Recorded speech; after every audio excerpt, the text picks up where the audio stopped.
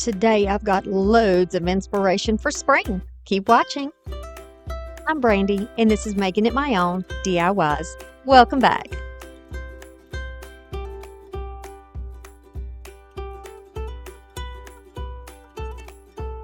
All right, so I have this little thrifted soup bowl, I think it is, and it has Peter Rabbit on it. It probably had a lid at some point, but it didn't come that way to me.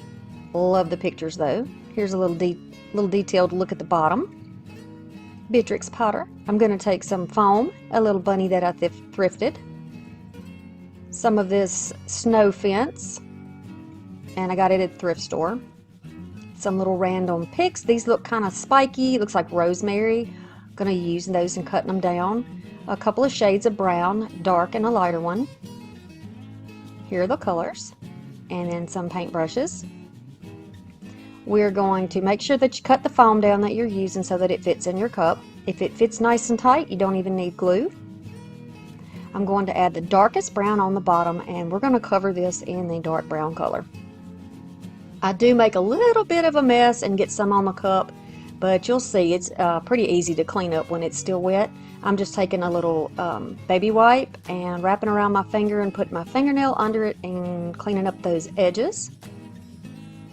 I'm going to use 2 coats, and when it is completely dry, we will move on to the next part. Now I'm choosing my front or back, which part that I like the best, and I'm going to use this as the front. Alright, I'm going to grab that lighter color brown, and we're going to add some little lines down it. Now I'm just going to kind of offload some of this paint on this brush.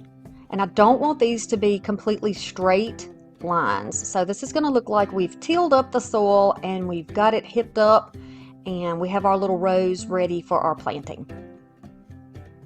So I'm just going straight down there. I'm just going to bump it up and down till I get it as thick as I like the line. And it looks like little tracks in a garden, doesn't it? And that is the idea. And you can just make this, put as many lines as you want, as few lines as you want, you know, whatever colors you like. I'm going to cut some of the tips off the rosemary, that faux rosemary, and it's going to be the top. This is going to be like a little carrot garden. So that's going to be the greens for the top of our carrots. Now I'm measuring from the back of both of the little handles there to get the size of the fence that I'm going to use, and I just cut them off with clippers because they're attached with wire and they're flexible, and I'm just going to push these down to that first line of wires. You can see I have a nice snug fit and it's not going anywhere. However, if you felt the need, you could always put some hot glue down in the sides between where the foam is or the cup is and the fence. So now we have a little fence on the back.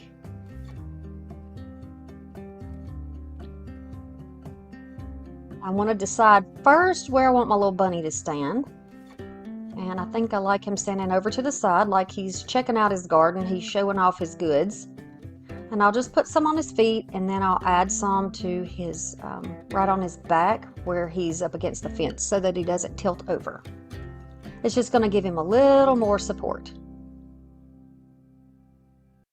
Cute. He's already holding a carrot.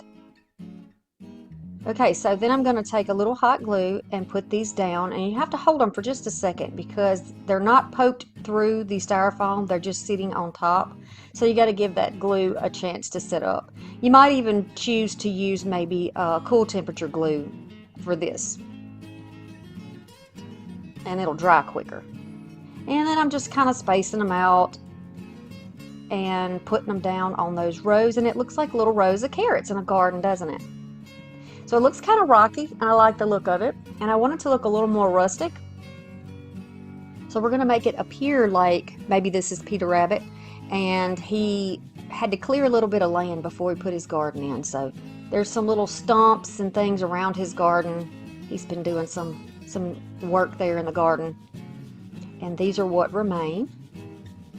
So these little sticks are just the ones that you get in a bag at Dollar Tree, but you can certainly get things out of your yard. If you don't have the same bowl I have, you don't have to use that. You could use maybe a soup tureen You know, if you've got one that isn't enormous, or you could make a really big one if you wanted to. You could use the top of a cup. You can find all kinds of little village pieces at Dollar Tree, so you could use a gnome or something like that in your garden if you wanted. Now I just want to give it a little extra embellishment, a little more festivity. So I'm going to take a few pieces of jute, and this is the regular brown, some orange, and then some white. And I'm going to put them in the handle on one side, and just to kind of balance it out, I'm putting it on the side where the rabbit is not. So it's across from where the rabbit is. And I'm going to just tie that in a knot and trim it off. You could use baker's twine here, or you don't have to use anything. If you choose not to put any extra, you certainly do not have to. But I want the idea of this to be something that can go in, you know, from spring to Easter and possibly into summer. So now once I get that piece down there on the bottom, I'm going to take a longer piece of the 3 and I'm going to make a bow.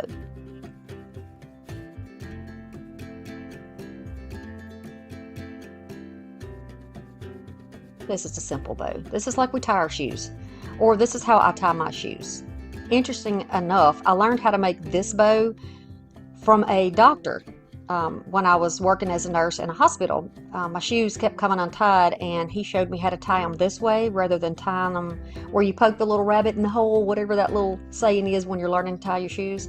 Yeah, and it works. It locks that bow in and it stays there a long time. So I've done my shoes that way since he taught me that in like early 2000.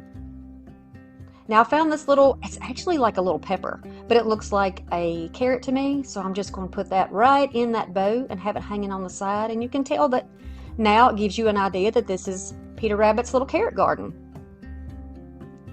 And it is precious. I really know that we all have some creativity in us. We just need to trust and nourish that part of us. We need to give it wings to fly, you know? Trust in your abilities. And don't worry about what other people think about your creations unless you're selling them. If you're keeping them for yourself, then do exactly what you like and what brings your heart joy. I have some black paint, this little Be Wreath form that came from Dollar Tree. Here is the tag information in case you are looking for those. We're going to use some of these cork foam bottoms, and here's the information for these. And we're going to use 3 of them. We're going to spray paint that bee, let it dry. I'm going to grab 3 pieces of whatever type of cardstock or yellow paper that you have. And I like this with the dots. Peel the back off of this. Then you can just place it down on your paper. You can save a little space by putting it as close to the edge as possible. Then you have extra paper to use. We don't want to waste. Make sure that you press that down really well. You won't need any type of glue or adhesive because it does, the paper does cling nicely to the adhesive that's already on this, this little shape. So once you get it all trimmed out, it's going to look like this. We're going to do each one of them. You can see they'll sit right together. We're going to glue them together on the back with these large popsicle sticks. We're going to use 2 on each side to connect these into this shape, almost like a little Mickey Mouse ears. Just 3. You can use more if you would like, but I like these 3 for the shape that I'm going for. Now around the edges, you can go with a paint pen, a paint marker, and cover up that white. If you would like, you can also use black. Just be careful that you don't let it bleed onto your paper that you have there. Don't want to make a mess. Here is that black bee now. Not sure why they made it red, but that's okay too. To each his own, right? So now to glue this frame down, I'm going to use some E6000. You can also use a tiny bit of hot glue if you have a hot glue, like a detail gun. So I'm just going to take this E6000 and put on the parts of the wreath frame that are going to be touching the hive, the little honeycomb hive underneath it. I'm just going to put these on the sections that'll touch. Otherwise, you'll just be gluing it to your table. And be careful because a little bit is probably going to squish out around it once you get it set down. Put some weights on it and leave it until it dries. If you have a little bit of glue that's kind of squished out, we want to keep this high-end looking. So grab a little stick and you can just remove it just like that. I've got some tiny beads that have some little kind of ridges in them. And I thought it would be cute to put those up here on the antenna.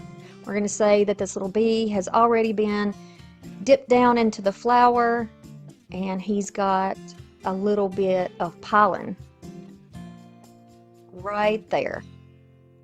It fits perfectly on the wire. These are just some that I've had for a while, not even really sure where I got them from, but you can use any kind of bead that you want. You could even use yellow beads if you have some. Kind of a golden yellow color, I guess. But don't worry, we'll paint these. We'll paint them later. See, I have a box of beads. I just collect them. And these are some half rounds, and I thought, you know, these would be cute to cover up where all of those little crossbars are, so you don't see those there. You could put them on the stinger, you can put them around the bottom. You could trim the entire thing out if you had enough. I didn't have enough to go all the way around. It would have also been really cute to go completely around the wings. But I didn't have enough of that, so I'm going to decide how I want it. Then I'm going to take those beads off after I get them positioned so I know I have enough. I'm going to put those down on a paper and try to paint them a color very similar to our background. And so this sunflower yellow is my favorite yellow for crafting with. It's just a beautiful color and it matches that background really well. I'm going to paint those, each one of them, and set them aside to let them dry. Then we're going to grab some of that same paint and a brush and go right over the little beads that are on the antenna. We've already got bees all over the place here. In fact, we've had bees, we've had the carpenter bees are out, the bumblebees are out, honeybees are out. Yeah, they're everywhere already here because it's been unseasonably warm. Even for South Alabama, it's been very warm, like in the high 70s and in the 80s. I think yesterday it was, I think the thermometer in my car was registering about 88. So that was kind of wild for a winter day, right? But that's okay because it was a beautiful day. It was sunny and beautiful, and I was outdoors most of the day after I got my work done, so that was great. So you see, I'm just kind of putting them here and there where there are edges and just spacing them out, and I really like this. If you don't like the look of this, you don't have to do this. If you just have beads, maybe you could clip the wire and feed the beads through there. That would be a lot more work, but if that's what you like, then go for it.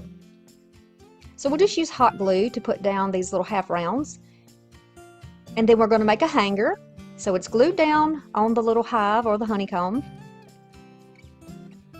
and I'm going to just make this little knot with a piece of extra jute scrap that I had, and we're going to loop it over and pull it through, and this will be our hanger. You can see it's going to hang nicely like that, and then try to get it sort of in the center of the little head there. And just because I want it to be extra, this is going to be a girl bee. This is going to be the queen bee, so we're going to give her a little bow. And we're going to put that right on top of her head, and it's going to be so cute. This is just some thin black ribbon I have. You can use whatever you like. They have some really pretty bee ribbon at Dollar Tree if you wanted to use that, but I didn't think that my bee would be wearing a ribbon that had bees on it. I don't know. I mean, that's fine if that's what you like, but for me it just, I don't know. I'm just going to use the black here. Very simple. It doesn't stand out like crazy. Just let you know that she's our girl bee. She's not a worker bee. She's sitting on her We're going to use this wooden frame. It's a little bit already on the honeycomb. If you like that, you can use exactly that. But I found some thrifted fabric with bees, so I matched up my sunflower yellow perfectly. I'm going to use a little scraper tool and I'm going to try to cut this out. I measured the bee against what was already on the frame. So if you want to use what's already on the frame, you could paint it or grab some acrylic markers and color it the same way. What I really wanted was some detail for this project. So I'm going to use some Mod Podge and some cardstock. I'm going to cut a piece out so that I can make this fabric a little bit thicker. So when you put it down on the Mod Podge, it gives it a thicker backing, makes it a little more sturdy and substantial. So that's what we're going to do. I'm just using a tiny foam brush here, and it looks like I'm dipping a lot, but I'm using not a whole lot, because if you put too much on there, it'll get the paper so damp that it will curl, or that it will get too soggy, and I don't want that to happen. I want this bee to be nice and flat. Once I get the amount on that I need, then I'll go back over a little more heavy-handed over the entire piece of fabric with that Mod Podge. I'm going all the way over it and all the way around it. I like matte Mod Podge the best, but you know, you can use any type that you like. It'll certainly be okay. So we're going to remove the hanger and any tag that's on there. I'm going to take that off. I'm going to use this little spatula here that has seen better days, and I'm going to gently try to push these up underneath the legs, the wings, the body. You've got to be super careful, because the antenna, the wings, all that will break. So I decided, since it's so fragile, let's go ahead and use some heat on it and not burn my hand. And then put the heat on there, and then pull up on the frame while pushing down on the body of the bee. This removed it nicely, with only leaving like one little splinter of wood on there that you'll see, but we can fix that, so that's no problem. Now I want to save the bee for another project, so I'm going to put it aside. You see this little piece here? I'm just going to scrape that off. Now you could use the front or the back of it, whichever one that is in the best shape. You're going to color that entire beehive in that same sunflower color. I'm going to go all the way around it. This was not the best brush for this. I should have used a foam brush, because I like the dimension of the dark wood on the inside of the honeycomb. It gives it a little more depth. So, but you'll see how I fix that. Just be aware, be careful with it. All right, the first cut I'm going to do on this bee is like a rough cut. I'm going to cut off as much of that negative space as I can cut off without fussy cutting. That's just going to get it out of the way and make it easier. I'm going to get some smaller scissors and start cutting around all of the legs, the wings, the antenna, all of that. And you can see how it's going to look. Here it is after it's all cut out. Now there are some places like around, you can see the white on the edges. I'm just going to cover that up. I don't like that white there. I want it to look more full and rich. So I'm just going to take this little marker. It has a brush tip on it. And I'm going to go all the way over the legs, the antenna, the wings, all of the areas that look like they still have some white fabric around it. And then to make the wings stand out a little bit more, I'm just going right on the edge, on the side of that wing, just to give it some shadow and to make it look a little more noticeable, because we're going to be putting this bee, his yellow wings, against yellow hive or yellow honeycomb, and I want them to show. I don't want them to stand out. I want this bee to stand out. So if you did what I did and got a little bit of yellow on the inside, just go over it. I'm going to go over it very slowly with the side of this brush, and it will neatly put the darkness back in those and give it a little more of a shadow. So I'm going to use some Jenga blocks here, and I'm going to put them on the back side of the bee so that it stands up out from the hive or the honeycomb. That's a honeycomb. Okay, Brandy, it's a honeycomb. I got it. Y'all. I think I got it now. I'm going to put these down on here. Once I got them glued down, figure out kind of where I want to place them. And then I am going to use some hot glue to put it down. So we're going to say that this bee is our drone bee or our worker bee. He works all the time. He works hard for the money. He's here, he's taking care of the honeycomb, and he is going to be gathering food and bringing it back to the rest of the bees in the colony, right? I'm going to use a little bit of hot glue on the back too, just to go across the frame to make sure it doesn't go anywhere. Let the glue dry completely. Now I'm going to take a little bunch of flowers, almost like a little bouquet. I'm going to cut off those little cheapy looking ends and just use a piece of jute and a little bit of glue to hold those pieces together. Now I'm using the glue here because some of the pieces had really short stems and I didn't want it to fall out. So that's why I used the glue. If all of your stems are long, you won't need to do that. I'm going to wrap the top part around the top, and then I'm going to just wind that bottom part around the bottom part until all of that jute is glued down. Protect your fingers, y'all. I always say it and you're probably tired of hearing it, but I care enough about you. I don't want you to burn off your fingerprints. Okay, so now we're going to go here, glue it down, and it shows you here that the bee has flowers where he's getting his food. We're going to make a little bow. This is that simple bow. Really, really simple. You've seen me make it before. You probably don't want me to tell you how to do it again, but you can see how I'm doing it. And when you're making a bow this small, you could always use that method where you do it on a fork if you wanted to, but I found that this method works just fine. I just tied it with some jute. Now I'm going to fluff. We always fluff. Doesn't matter how small the bow is, we're going to fluff it. No flat bows in this house. Okay, so there's two different ways that you can hang this. Just two different ideas. I'm sure there are other ways that it can be done, but these are just two ideas that I thought of, and I wanted to leave it in the video so that you could see that you do have options. So if you want to cut these at a slant and put them on the back of the frame so that it's as wide as the frame, you can certainly do that, but you don't have to do that. I decided to just blunt the edges and just glue it in two little sections on the back that are a little bit closer inside rather than all the way to the outside. And just pressing that beautiful ribbon down. If I didn't mention it before, I think you can see that that ribbon came from Dollar Tree. Gorgeous, gorgeous ribbon.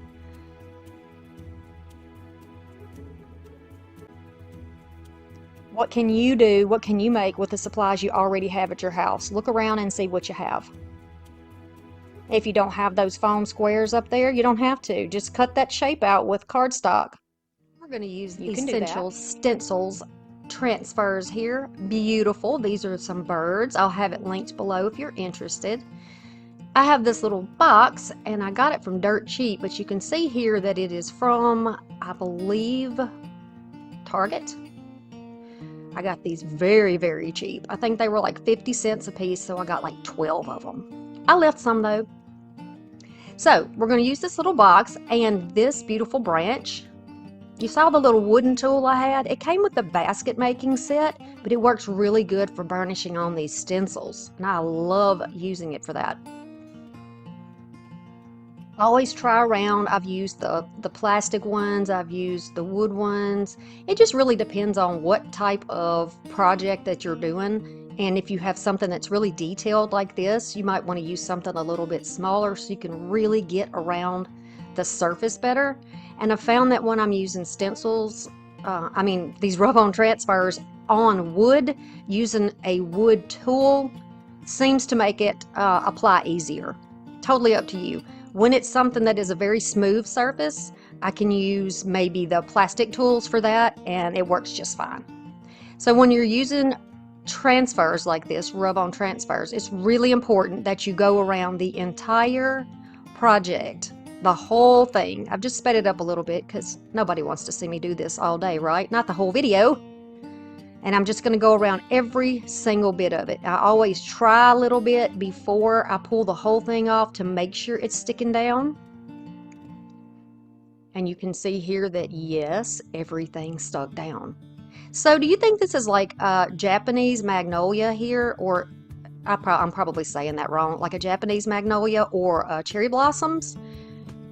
They're really gorgeous, and I think for spring they're absolutely perfect. All right, y'all know I love my little birds too. This set was perfect for me. It's like they designed it for me, really.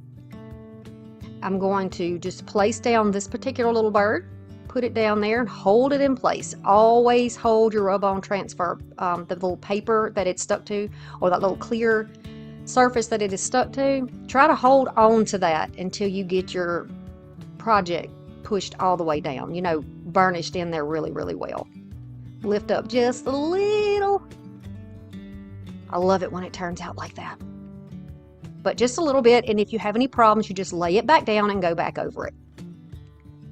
So continuing with this theme, I am going to add another little bird over here. And I cut out the parts where I like tested where I wanted to put the birds. I like moved them around, tried to see which birds, because there are a bunch of different styles of birds and they're in different positions. So I wanted it where it made sense, like where their feet are, their little, you see, it actually looks like they're standing on the branch. It just blends in beautifully together. And I'm just going over it with my paper. You know, you're supposed to do this part too, making sure everything's nice and flat. Then I'm going to add a little bit more on here. And I love that they come in different pieces. They could be used separate, or you can build and put them together.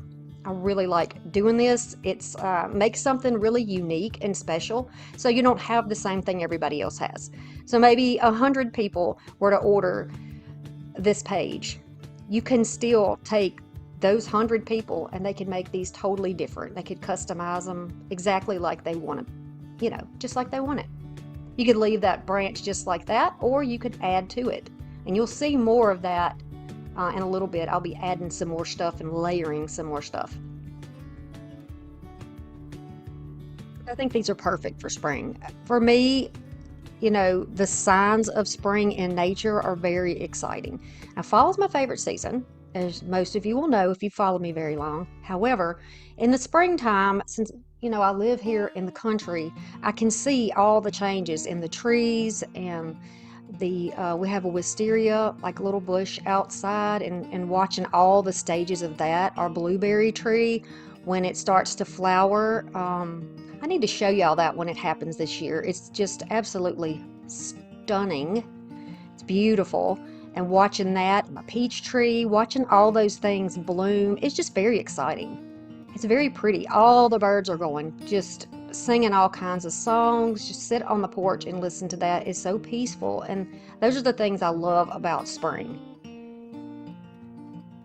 This is just precious to me. That's so precious. So I thought it would be a cool idea to put this on the inside. This little branch doesn't have any flowers on it, right? No flowers on it. But I thought I would put it right here on the inside of the box. Now, this part of it is painted white, and that's the way that the box came. I didn't do anything special. So I'm just going to position it, kind of press it down. It has a little bit of stickiness so that it will cling slightly to your surface. And I just like to kind of use that and push down a little bit and hold it in place. And then, you know, get in there with that tool and go over all the details of this tree branch and this beautiful little bird. And so far, we've got 3 different birds on here. It's so cute. They did an absolute fantastic job on these stencils. That is gorgeous. It just peels off so nicely. You know, not every project we do has to be complicated. And although I'm taking my time to really show you how to stretch these rub-on transfers, how to really build them and make something your own, they just doesn't take a whole lot of time to do it, you know, other than deciding where you want your pieces to go. And then the rest of it goes pretty smoothly. You know, if you're a beginner crafter, this might be the perfect way for you to build your confidence. Of course, if you don't find boxes like this, it's not a big deal. You can get any type of a box, a wooden box. You can find them at thrift stores, craft stores, what have you. You can find wooden boxes, and you could do this on your own. These would be super cute on a painted jewelry box, I think, too. So there's a close-up of these flowers so you can see just how detailed they are. So this little bird, he had legs, but I took his legs off so that it would appear as though he was just sitting down in this little group of flowers. So we're going to call this our little robin redbreast and put him right there in a nest of flowers. He's happy. He's checking out the signs of spring too. I want to let y'all know that I have actually recorded my walk around the property. It is going to be, and my children helped me, so you'll see their little hands and things in the video. But it's the video that I'm going to put out that's not typical for my channel, and I would really appreciate it when you see it if you would watch it. Now, it is going to be labeled something to the effect of goblin core with question marks, because it's a new core, like cottage core, that I have found. It's an aesthetic that is really interesting, and surprisingly enough, The characteristics are very similar to the wooden type, the woodland type decor that I like. And when we walk around our property and we look at mushrooms and we look at funguses and we look at algae and trees that are broken down and pieces of wood that fall that I use to do my crafting, it just seems so, it just calls to me. It really does. So it's got a weird label. It's going to have kind of a funky thumbnail, kind of an imaginative thumbnail, but I would love it if you could watch it when it comes out, because it is a tour of my property, but you just won't know that that's necessarily what it is. It's kind of a tour of nature. I'll put it that way. Okay, so you see this is another branch that doesn't have much going on. Maybe it's just going to start blooming soon. And so I'm going to add this bird on here.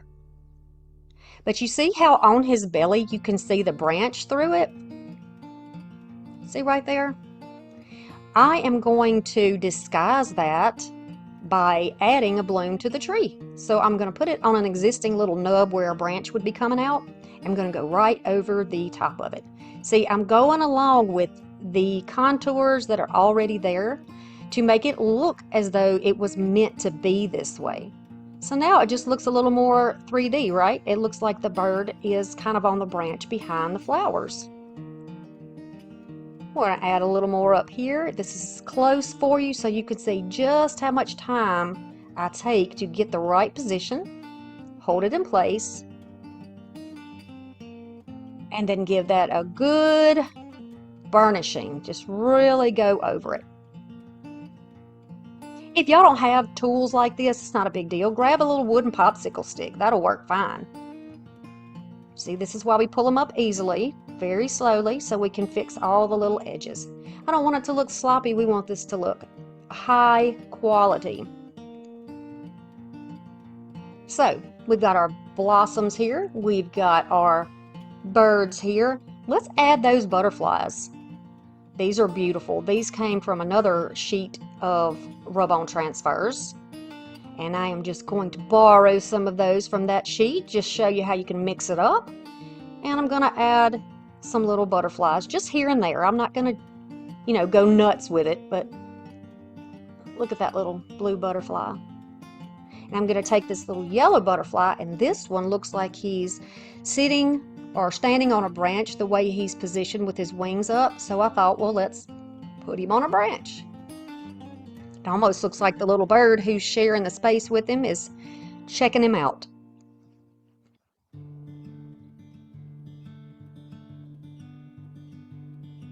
All right, now we've got the little yellow butterfly on there. It looks like a little wren up there on that branch on the inside, doesn't it? I love that. So pretty. House wrens are so cute. They make a mess. Potentially make a big mess, but they are precious. They really are. Okay. So tell me what you think about this box. You could put magazines in here. You could put spring things on here. Heck, you could use this on a coffee bar if you wanted to put your sugar and creamer bottles. If you have the little jars that are like the little shakers, you could use this for lots of things.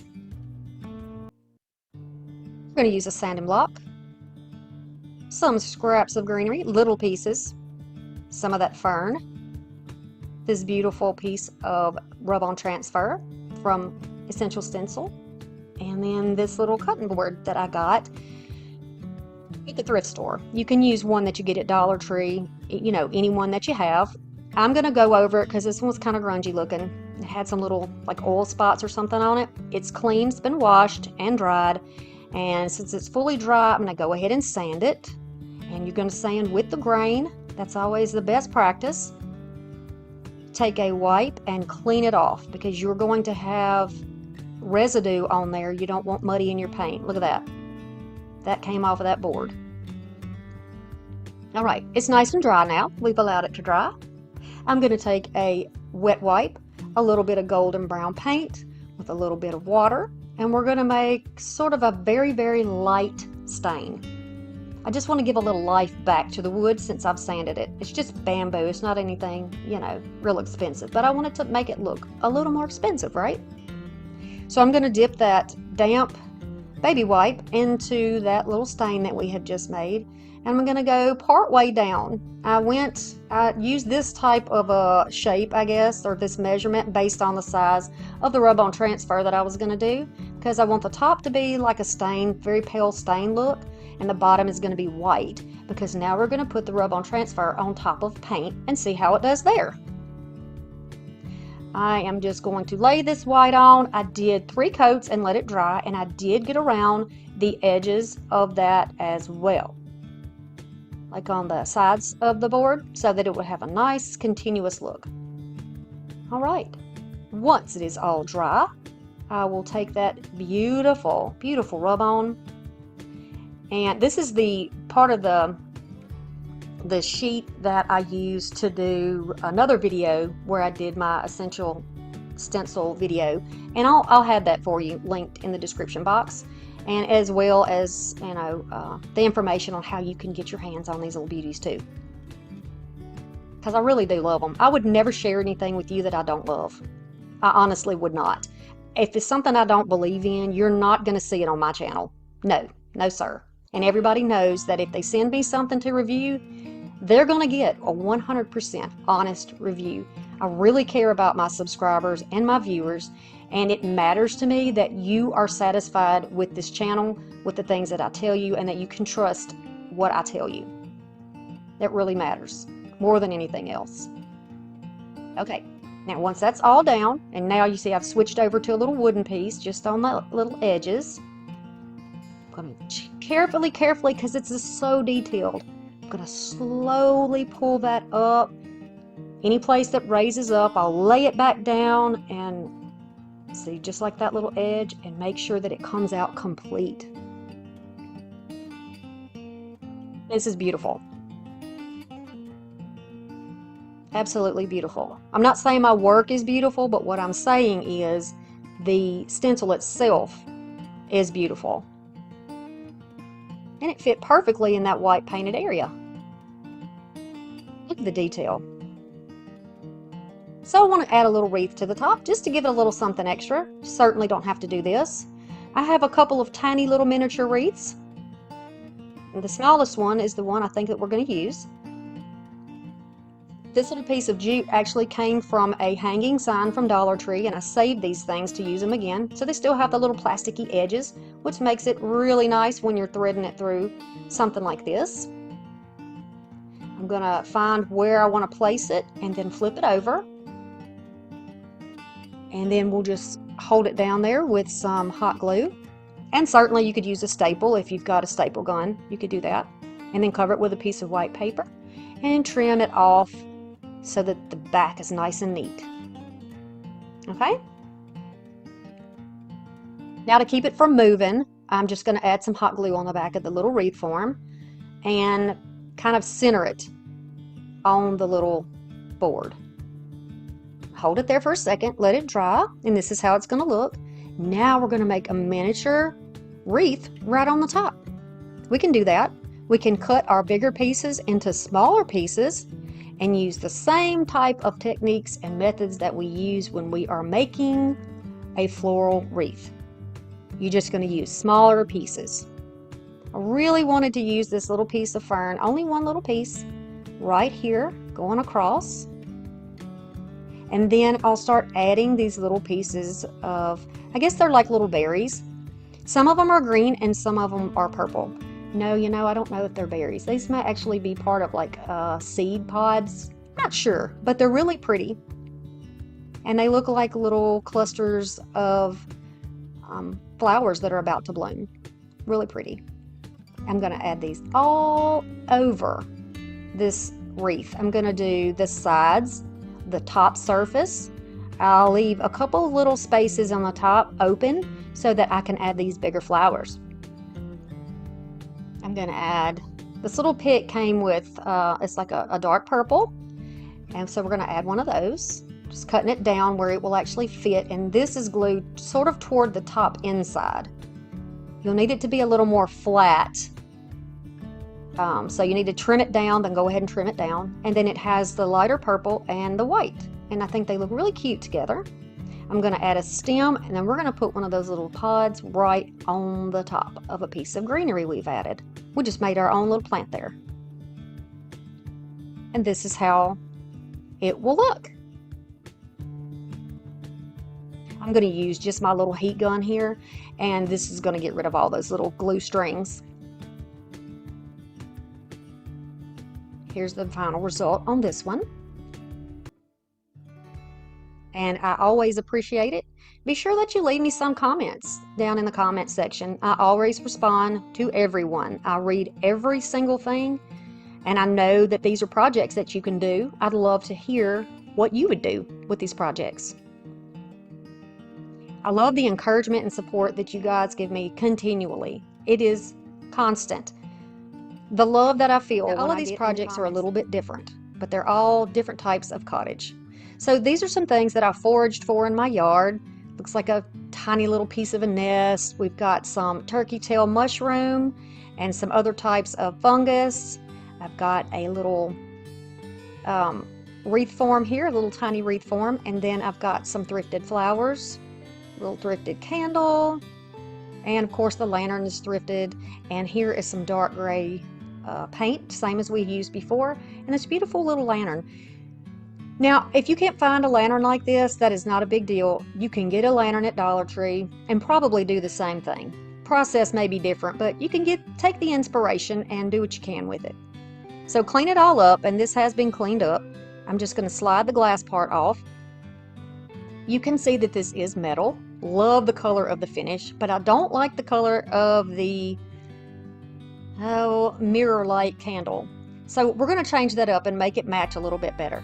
I'm just going to take that paint and I'm going to put it on, at first I grabbed just a wet wipe that was dried out, and I'm just going to kind of pounce it up and down to just give it like something to grip the final coat to. So we're going to take all the shine down as much as you can, and also on the top, but don't get it on the candle wick. You could always tape that off if you're not sure of your space there. If you keep bumping your candle, just go ahead and tape it off. Then I'm going to take a little pouncer, and I'm just going to go up and down with this. It's a little sponge brush. I don't know if you can get these at Dollar Tree or not, but it's worth trying, and they're very cheap if you have to get them at Hobby Lobby or someplace like that. So you see the difference here. Much better. Now with these thrifted pieces, I am just going to pull them off the stem, and then I will be able to break them down into smaller sections.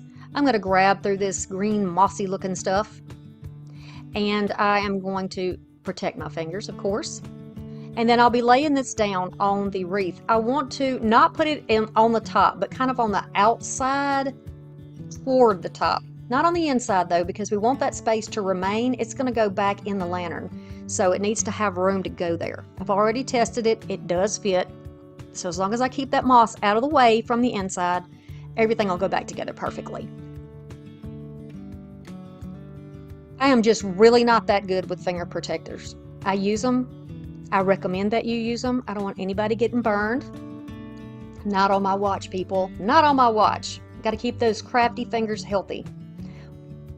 But when you're using moss, it's very sheer, and I don't want to burn my fingers off. So yeah, we're going to protect them. And then I'm just kind of trimming out where it's a little bit thicker. And now you see how this fits right back on top. Just fit that right back in there, and it won't be in the way of the glass or anything. I'm going to make sure that I put a little glue in there to tack it down, let it dry, and this is how it will look so far. I'll take those little floral picks and begin to kind of work with them. I just cut the little part where it attaches to the wire off so that it doesn't look so fake, and I'm going to glue it a little bit to the wreath underneath. Once it is attached on the bottom, then I'll take the little floral piece or this little seeded piece up to the top and just glue it right on the edge. Cut that little plastic part off again. We don't want to cheapen our look, right? And then we're going to add some glue to hold this down on the other side, just like we did the first side. You can put them on the back side of it too if you want, but I don't think that's necessary. I'm really just going for mainly decorating the front, but you will see I do put a lot of these turkey tails around into the back also. So I have a video where I'm walking around my yard checking stuff out and foraging, and I foraged these little turkey tails, and they come in a huge variety of colors. I hope to get more so I can show you what they look like. These are kind of a bluish gray with a little bit of tan, but there are some gorgeous colors. We have to wait until it rains, and since it rained so much yesterday, I bet they're going to be all over the place today, and I cannot wait. I actually found a little puffball mushroom in the yard yesterday when I was walking to the lake, and that's the first one I've seen so far this year, so I'm excited. If you're going to use these pieces from outside, be sure that you let them dry out so that they don't have any mold or anything in them, and then give them a good shake to make sure any little dead critters or whatever comes out. I'm not scared of that kind of stuff. I mean, I am the kind of person who walks around barefoot, and I will lay down in the grass. So I'm not afraid of dirt and minuscule germs. But if you are, that's okay. You know, you might want to bleach things, or I don't even know how you would, the way that you would do that. I don't even like the idea of thinking of all those chemicals. Ew. So I'm going to take after I've got all my turkey tails down where I like them, I am going to put that little piece of nest or whatever that is down in the bottom, and then put the candle on, slide the glass back over the top, and it's just going to clamp on there. And I didn't glue the candle down, that way I can turn it on and turn it off with no problem. And it's not going to go anywhere. It's kind of wedged into the grass and the sides. You can see it didn't even fall when I almost dropped it. Can see that how it is looking so far. Then you don't have to do anything to the top of your lantern if you don't want to, but for me, I think I want to add a little bit more.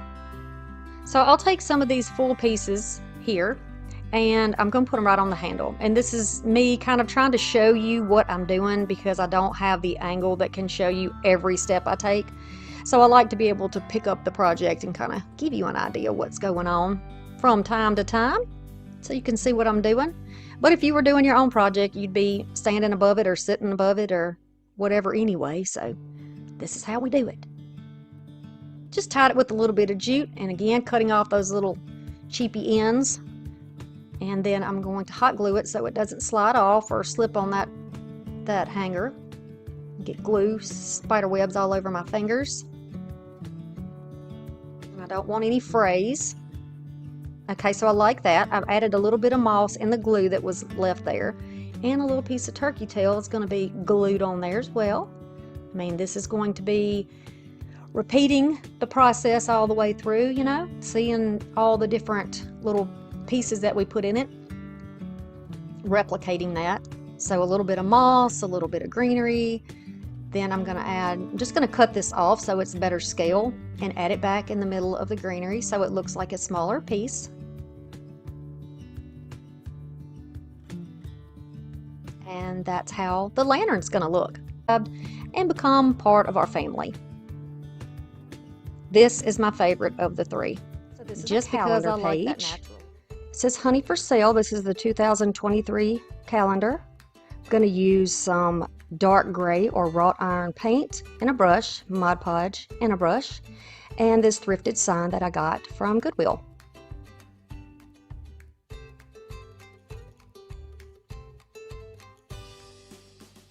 I'm going to start off by taking my sanding block and just going over this. The paint on the top of it was raised, so I wanted to make it nice and smooth, so I just went ahead and sanded that down and then wiped it and dried it. I'm going to add some of this paint with my sponge brush. Use whatever brush you would like. And I will say I had to cover this 3 times. Here is that calendar, front and back, for your own reference. Okay, so we're going to use this honey page because we're going to do bees in this video.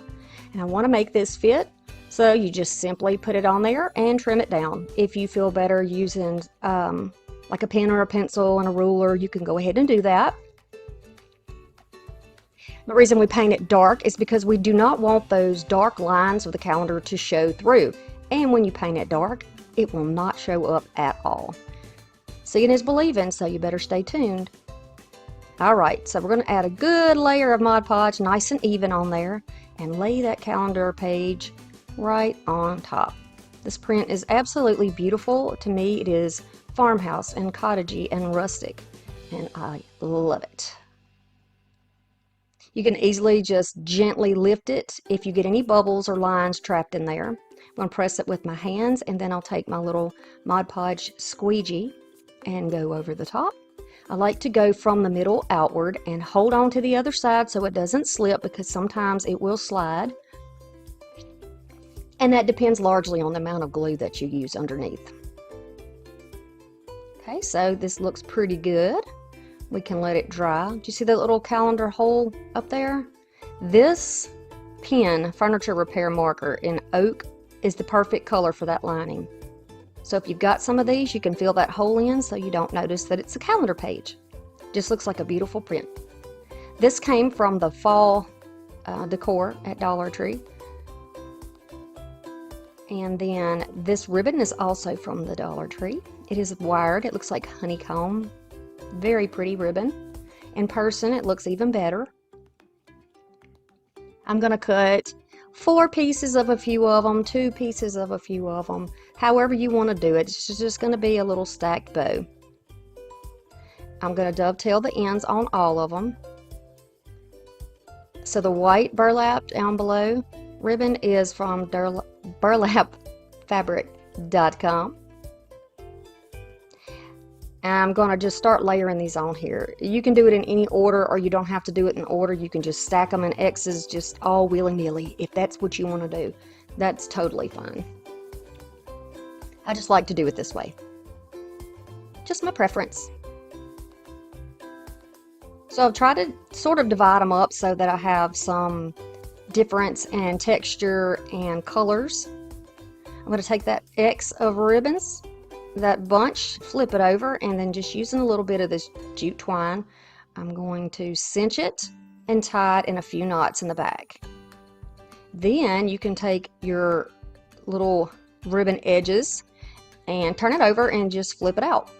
The ones who have wire, or the ones that have wire in them, you can just sort of bend those or curl them or have them standing out, whatever you like.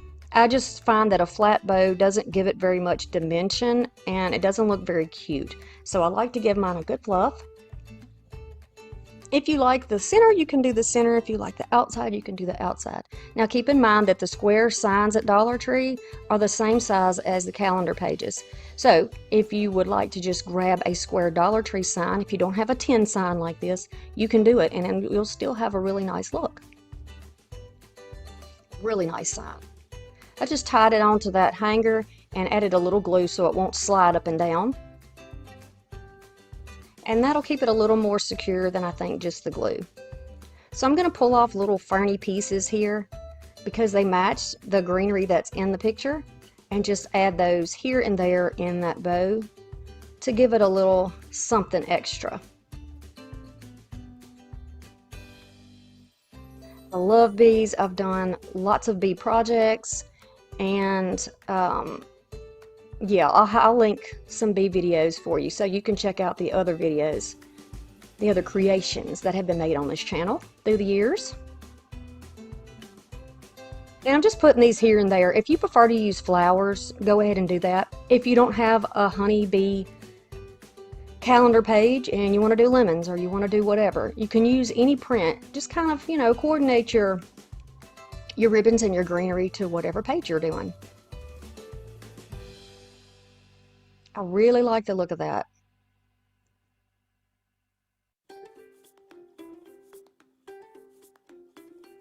And here's the finished bow. Well, pretty much finished, right? You can always add more, and you know I always do. So I had some of these little leftover bits and bobs of flowers. I'm just going to add a couple of those in there because the bees like the flowers, right? I'll just add those right there. If you don't want to put these on, you can leave it off. You don't even have to put any greenery. You can just use your ribbons if that's what you want to do.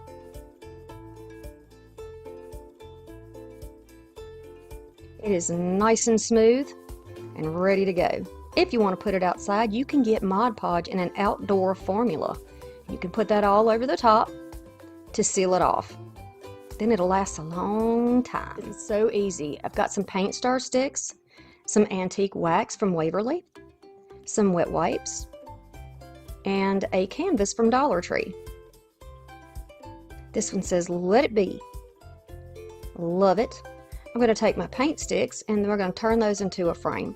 So you know how to do this. I'm sure everybody's kind of experimented with this. I want to make a little box frame, so I'm measuring off my little pieces, and then I'm going to cut this down. And I realize that's not the right saw for this project, but my other saw was MIA. So I'm going to use this wet wipe, and the reason I'm using a wet wipe is because I want it to be sheer enough that I can still see the wood grain underneath it. Again, that's a preference. If you want to use a paintbrush and put it on there, you certainly can, but this way you can kind of still see the texture. I'm going to take my sanding block and round off the edges where I cut so there's no splinters and it looks like one piece, like it was made that way. Alright, I'm going to add some hot glue here. Hot glue is going to be fine because it's going to be indoors. Burnt my finger. Protect your fingers, please. It's going to be inside, so we don't have to worry about the glue letting go or anything like that. And giving it this little shadow box look, you can sit it on a shelf or you can hang it up, whichever way you want to do it. This gives it a broader base and it will sit fine by itself. In my house anyway, it sits up very nicely. It didn't even fall when I raised and lowered my table. How about that? If you'd rather use super glue or some other type of glue, you can do that. Hot glue just works best for time, you know, in the videos. Now that's just easy, right? But let's fix it a little more. We're going to cut out this the tiny little bee picture that's on the back of the calendar. So this is on kind of a thicker paper. I'm going to slightly fussy cut, not completely, but slightly, and add some school glue to the back. And then we're going to add it down on this canvas to make it look like it's supposed to be there. You could even put it up there on the honeycomb if you wanted to, but I thought this little negative space here was just crying out for something extra. So I'm just going to pat it down, and I'll take my Mod Podge, and this is just some matte Mod Podge.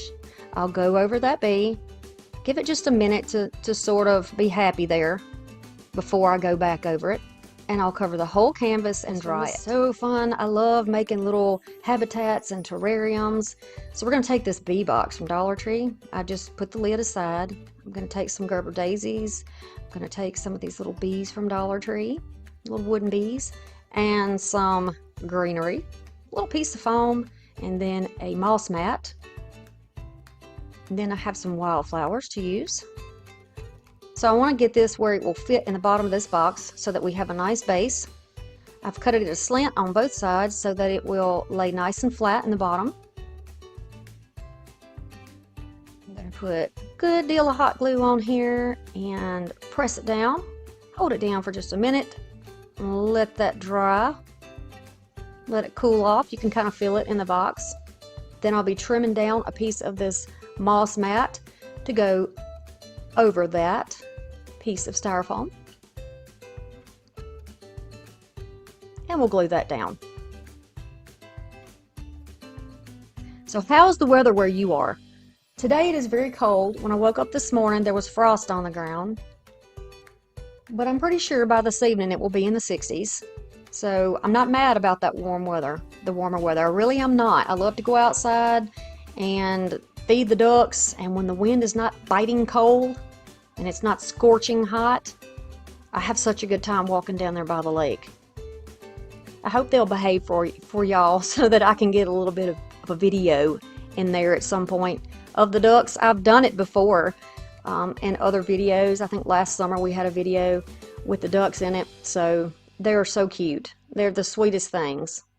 And sassy? Oh my goodness, who knew that ducks could be so sassy? But you see what I'm doing here to get this moss stuck down? Now that looks like, it looks good, right? It's kind of seamless. Looks pretty good. Then I'm going to cut these all down. It's important that these are smaller than the height of the box, because if you get them too tall, they'll just kind of bend in there. You don't want that to happen, right? I'll start laying down sort of a background greenery. I'm just going to put those in the back. And then I will push those wires from the flowers right down into the styrofoam. And if something doesn't fit, just take it out, clip it, and then put it back in, because you're just pushing it into there. We haven't glued anything except this flower. I could not get it to set right except for gluing it flat. So I added some little white flowers beside it. You can see what I did there. We're going to use this from Dollar Tree, it's a little candle stand. And I have it upside down. And we're going to use the bottom as the top. So I'm going to add some glue to it and then set the box down on top of it. If I did it the other way, it was too wide and you could see it poking out both sides. It didn't quite look right. So this way it looks like a pedestal and it fits on there nicely. This is a little bead. I always pick these up, even if I find only one of them in the style. If I see them at Goodwill in the bins, I just grab it. Nobody else is looking for this stuff, so they don't care anything about it. And we'll put a little topper on it, and we'll add this little bee right on top. He's up there with the best view of all the bees. They're little stickers, so they have a little foam under there, and you just peel the white off so you can stick them down. But you can use hot glue in areas that you think, you might really need that extra stick-to-itiveness. Let's call it that. Yeah, stick-to-itiveness. We just made up a new crafting word. And then I'm just going to add these around on the inside too. And I didn't put a lot of glue on them, so if you get ready to kind of reposition, you can kind of reposition, which I did because I didn't want both my bees in the same direction. So I put one on the little flower and I put one in the middle of this flower. And I'm just going to pull it off and turn it in a different direction. These bees are working hard. I want to give it the impression that they are all over the place trying to get their work done. They are busy bees, right? Busy bees. Yeah, I like the look of that better. Now to add a little something to that pedestal bottom, I'm going to take some of my Gorilla Glue and my glue gun and go around the base. We're going to make a little bit of greenery on here. I'm going to kind of wind this little flower around too. I'm going to glue it to the bottom on top of that greenery and then twist it up. You probably want to use some hot glue and some Gorilla Glue, or use some E6000, something like that, to hold these on, because it can be very difficult to get things to stick onto a shiny, like ceramic type surface. So yeah, I mean, after the fact, mine did pop off and I had to re-glue it. So just a little information there, just so you don't get frustrated. If you're going to give this as a gift or sell it, you definitely need to use some super glue. And this is how this one looks. This was easy, right? This was so easy, but look at the impact it makes. That's super cute. You could even use this at Easter if you wanted to. I mean, I think summer, spring, Easter, very cute. And I love that the box is almost like a honeycomb shape. It's almost like that. You know that I know you can do these projects, right? I know you can do it. I am always doing my best to bring you budget-friendly DIYs that look different than the standard crafts. We want to make it look high-end and beautiful. We're a big family here at Making It My Own DIYs. Thank you so much for stopping by today.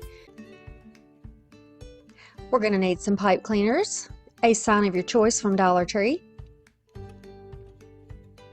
I love this one, very rustic. A wire wreath form, and this is the bigger form. And I've got just a bunch of carrots that I got at the thrift store, but you can use the carrots that you buy at Dollar Tree. It's totally fine, whatever you have. I have some burlap ribbon, and then I have another variety of burlap and linen ribbons, some mesh ribbon, and then just to give you an idea of other types of patterns that you could use with your wreath. We're going to start off by laying out the frame here, and I'm showing you with this green. We're going to add You'll see me doing this on the crossbars here. We're going to do a green one on the inside loop and a green one on the outside loop of each one of these. Now I started off with a different pattern when I used the orange on another wreath, so just avoid that. Just don't pay attention to that one when you see it. We're going to skip back over to it. You just do your wreath just like this because this is the pattern we end up using.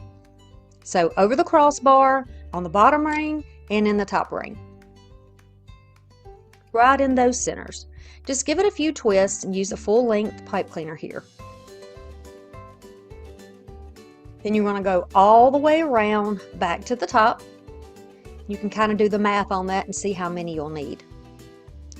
Alright, so we're going to grab that roll, kind of pleat it, pinch it, make sure that the edges are kind of on the outside. It's not wired, so it's just kind of got a seam on it there, makes it nice and neat. And like I said, we're going to just pretend like this is on the outside. Okay, we're pretending like this is on the outside. And then we're going to go down 10 inches, make a little poof. And then we will use the tie and put that down. So what you're going to be doing is, since you'll have 2 on each rung, remember how we did that, you're going to go from inside, outside, inside, outside. So if we started off on the inside, the next would be the outside. The next poof would go to the inside. The next poof would go to the outside. You see what I'm saying here?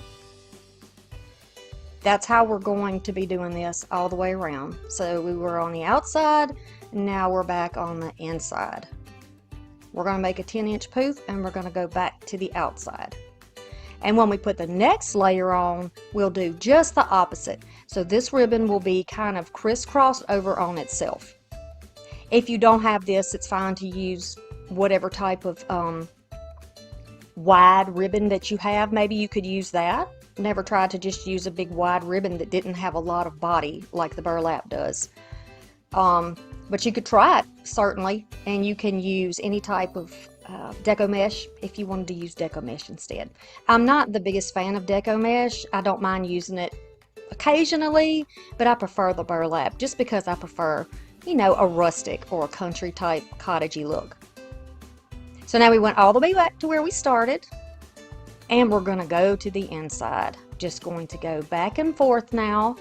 So we're on the inside, we're going to give that a few tight twists, and then we'll measure 10 inches and we'll go to the outside.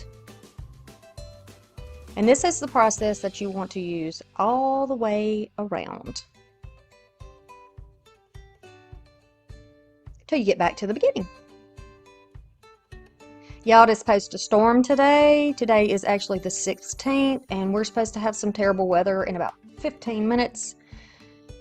So hopefully I can get this video finished for you guys and run down to get some good and fast high-speed internet at the library, and then be back home in the safety of my house where I have a storm basement should I need it. Okay, so we went all the way back around and trimmed it off. Now we're going to make some ribbon stacks because you know this is just my preferred method for these wreaths. And since I've done them several times, I figured this would be an easy wreath for you to follow. You've seen me do these before. I'm going to use a striped on the bottom, a solid one, and then that little mesh. And I actually used the white mesh rather than the green. I just like the combination of this a little bit better. Trying to keep it, you know, keep it as neutral as possible, but still giving it that pop of spring and Easter color. So now for this wreath, when we put down these ribbon stacks, you're going to put it right in the center and take the 2 ends on the outside and the 2 ends on the inside. Just bring all those pipe cleaners to the middle, and you're going to cross 2 over 2. Very easy, and you'll see me do it again. I'm going to put it right in the middle. Then I'm going to take the 2 from the left and the 2 from the right and twist them together. Just going to pull them down tight so they kind of squish down in there. And there you go. Easy enough, right? This is easy. Y'all can do this. Y'all can definitely do this. And wouldn't this be cute for if you did it for like St. Patrick's Day, and you did, instead of using orange, you just used maybe some gold and some green and some white. Heck, I think in the Irish flag, green, white, and orange. So actually maybe this wreath base could be used if you wanted to put your St. Patrick's Day goodies on it. Let me know in the comments if you know if that is the colors in that the Irish flag, because I think it is. It may be yellow and green. It may be yellow and green, I'm not sure. But I'm just going to speed this up and show you. Now, I think I cut these at 10 inches, and then I dovetailed all of them. And the only ribbon that has wire in it on these stacks is that green ribbon. And I got that 90% off after fall at Hobby Lobby. So, yeah, I was very happy to find that ribbon. Okay? I'm going to continue all the way around. I hope y'all are staying safe. And I hope that you up north, that you guys are not freezing in the cold weather. I've heard so much about snow and people being cold, and I know that some places are getting cold weather they're not even used to having. So that's just, oh, I can't imagine. I'm glad I have a fireplace, but I don't have to use it very many days where we live. You know, down in South Alabama, you don't really need fireplace necessarily, but I think they're beautiful and I love to hear the sounds and watch the fire. I'm an Aries, so I love the fire. All right, so now when you get all the way back around, go ahead and fluff that all out. You can pull your burlap underneath and then fluff your little ribbons, and you can kind of manipulate them and get them around there. See how pretty that cream and burlap colored linen ribbon is underneath? I love that. I've done it used it on a few projects, and it really just is so neutral. It goes with anything. Very farmhouse pop to it. So this is what the base is going to look like. And we're going to take a bunch of carrots. I'm going to tie those together. I'm just taking 3, and I've kind of staggered them in the layers so that they look, you know, they look nice, and they're going to have the lowest profile as possible instead of all sticking up when I glue them down. So the one underneath is a little bit lower down, and the 2 on top are kind of layered on top a little bit. We'll tie this little bunch of carrots like we've been to the farmer's market. Go back in there and cut off these pipe cleaners. Anything you have left, cut it off. Don't cut all the way into where you twisted it or it will fall apart. So just leave a little nub there and just push it down. And if you would like to, you can take those pipe cleaners and push them down into the wreath base if you would like to. Whichever way is easiest for you is fine. And some people don't have clippers, and so that's fine too. By the way, a lot of people ask about these wire cutters. I don't have the exact same ones in my Amazon store, but I have something similar if you want to check them out. So we took the hanger and the tags off the sign. We got it flipped over. And now we're going to put in the pipe cleaner so that they will kind of reach through the wreath so that we can secure it down. So I'm going to use some glue here and then a little scrap of paper over the top. Give that a chance to cool down and dry. I'm just going to use a clamp to hold it for me so I don't have to sit there with my hand on it. Anything we can do to save time is wonderful. Clamps help me so much. Okay, now we got the other one. Clamp it. Once it's all cooled off, pop your clamps off. Bend your wires like this. And then when you flip them over, you can just kind of feed those little pipe cleaners right through the wreath base and then right onto the wire, because you don't want to attach it where it's just stuck down to a piece of ribbon. You really want it on that wire frame so that it doesn't go anywhere. It won't shift and won't go anywhere. And since we didn't hot glue this sign down, you can move the sign off, use it for something else, and you can just use the wreath base. Why am I having a trouble saying that today? Wreath base. Okay. You can use that by itself without the sign. And I love that idea. You can just swap things around. I love it. And there's my beautiful little cotton patch little sign in the middle of there, and I think it looks perfect. So now we got to add our carrots up there, right? And I love that there are carrots in the picture, and now we're putting carrots on the outside of this wreath, and I think it looks darling and cottagey. I just love this.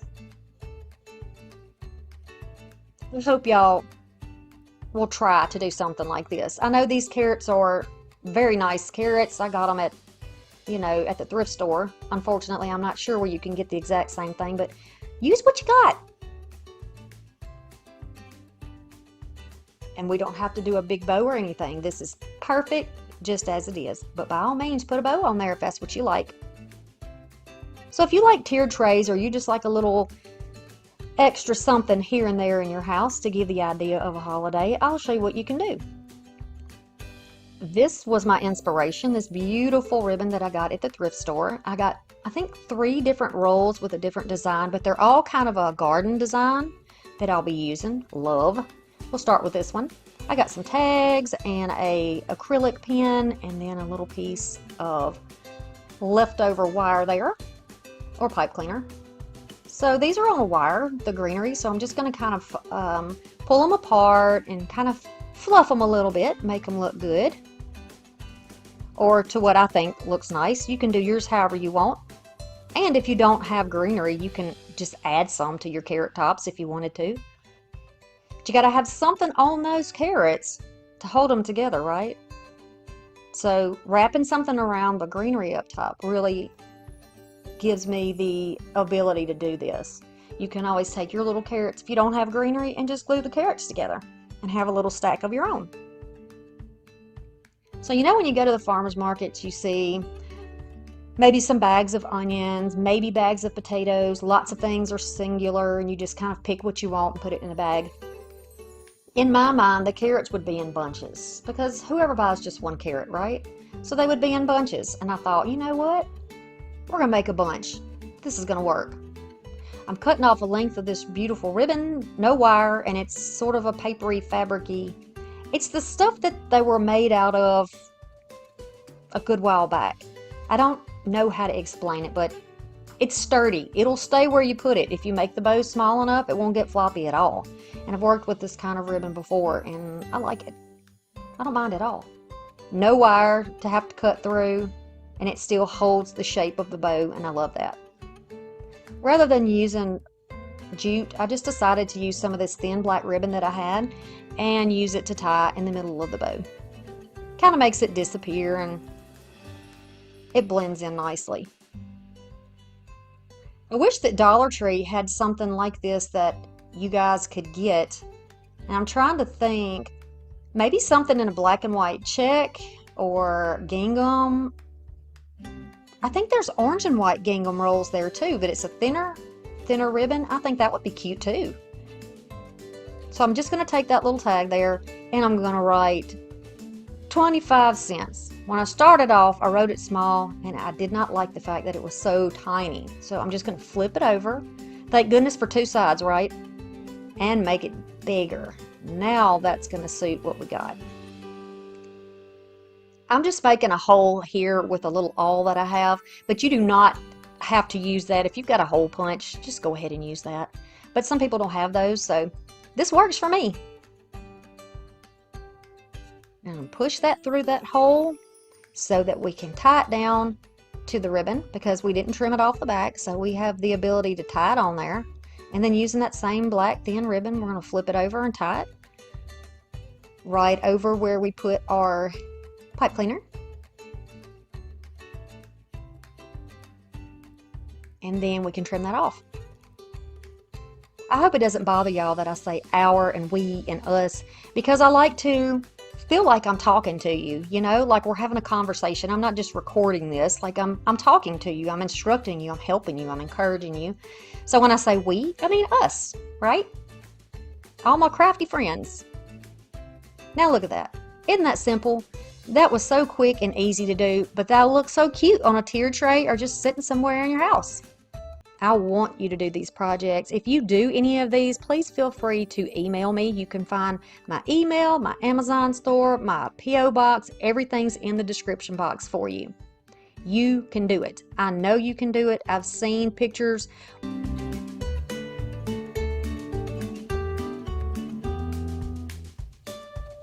I hope that you all stay safe in this weather, that you go out and find some joy in your day, most certainly.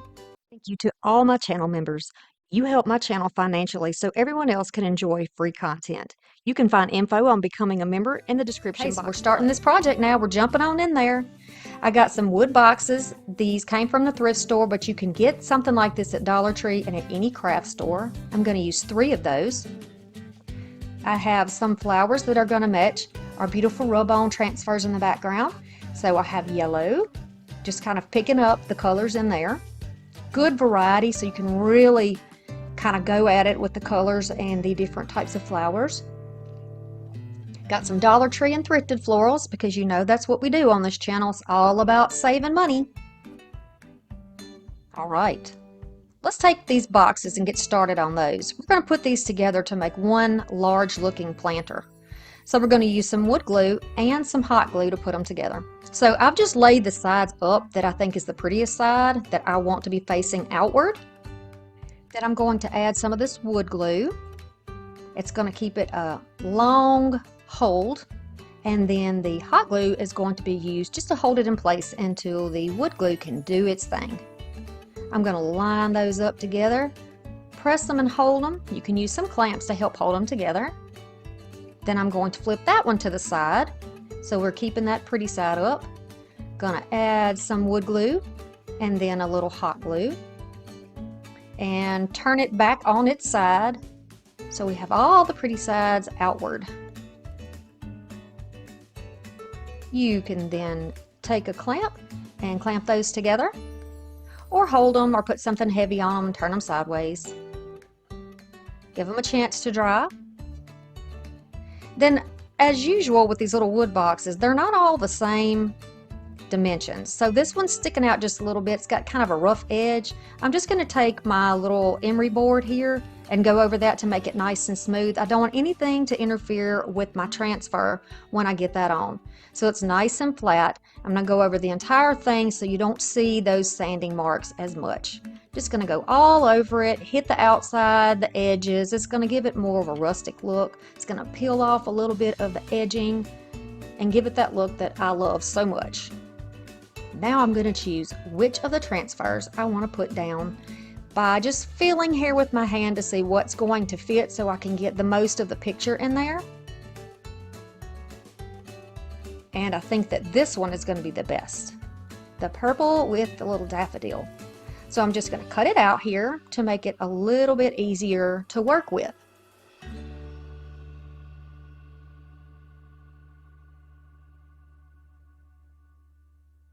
These styles are so on trend. I really, really like the way these look.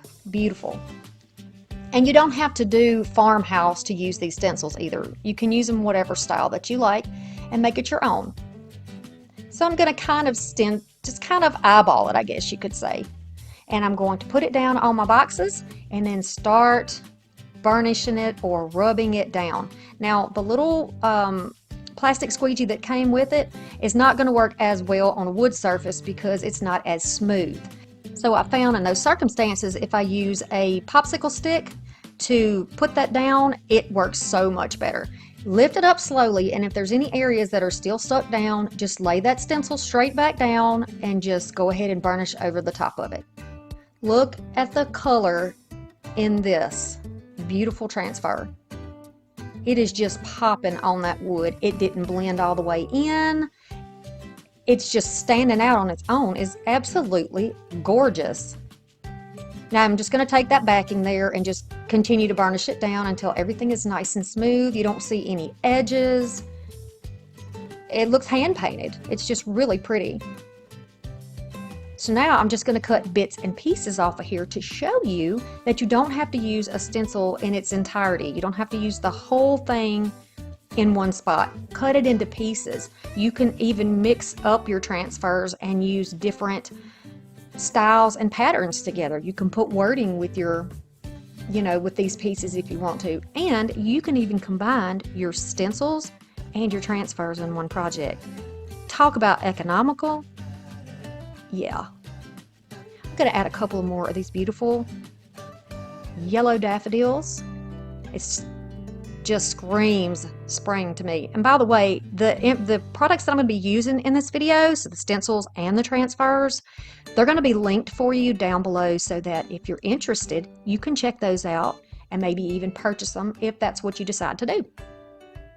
And you can get a 10% discount if you use MIMO10 when you go on over there. So now I'm going to sit this butterfly down right in the top of the daffodil. And it's going to look like it was meant to be there, like it came that way. They layer very nicely, nothing lifted up. And the little backing came off smoothly. I didn't lose a leg or an antenna or anything on this beautiful butterfly.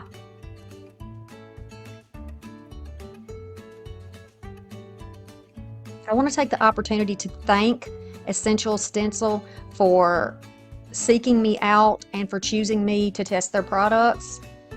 They are high quality and very easy to work with, and for people who love to have beautiful pieces but maybe they don't like hand lettering or trying to do fine details with little brushes, you can get that look with these transfers. Let's add on another butterfly, because I'm really just digging, filling up this box with all kinds of goodness. Now, did you see I had to kind of reposition that? Before I pushed it down, I could easily pick it back up and did not lose not one piece of that beautiful butterfly. Y'all be sure to check out their spring collection for 2023. It's going to launch on the 10th of February, and they've got everything you could think of that you might need for spring or Easter, like bunnies, flowers, bees, and so much more. And y'all please stay tuned, because this summer I will be using the sunflower stencils. I use a lot of sunflowers and it is going to be so much fun. Maybe you could grab some and craft along with me.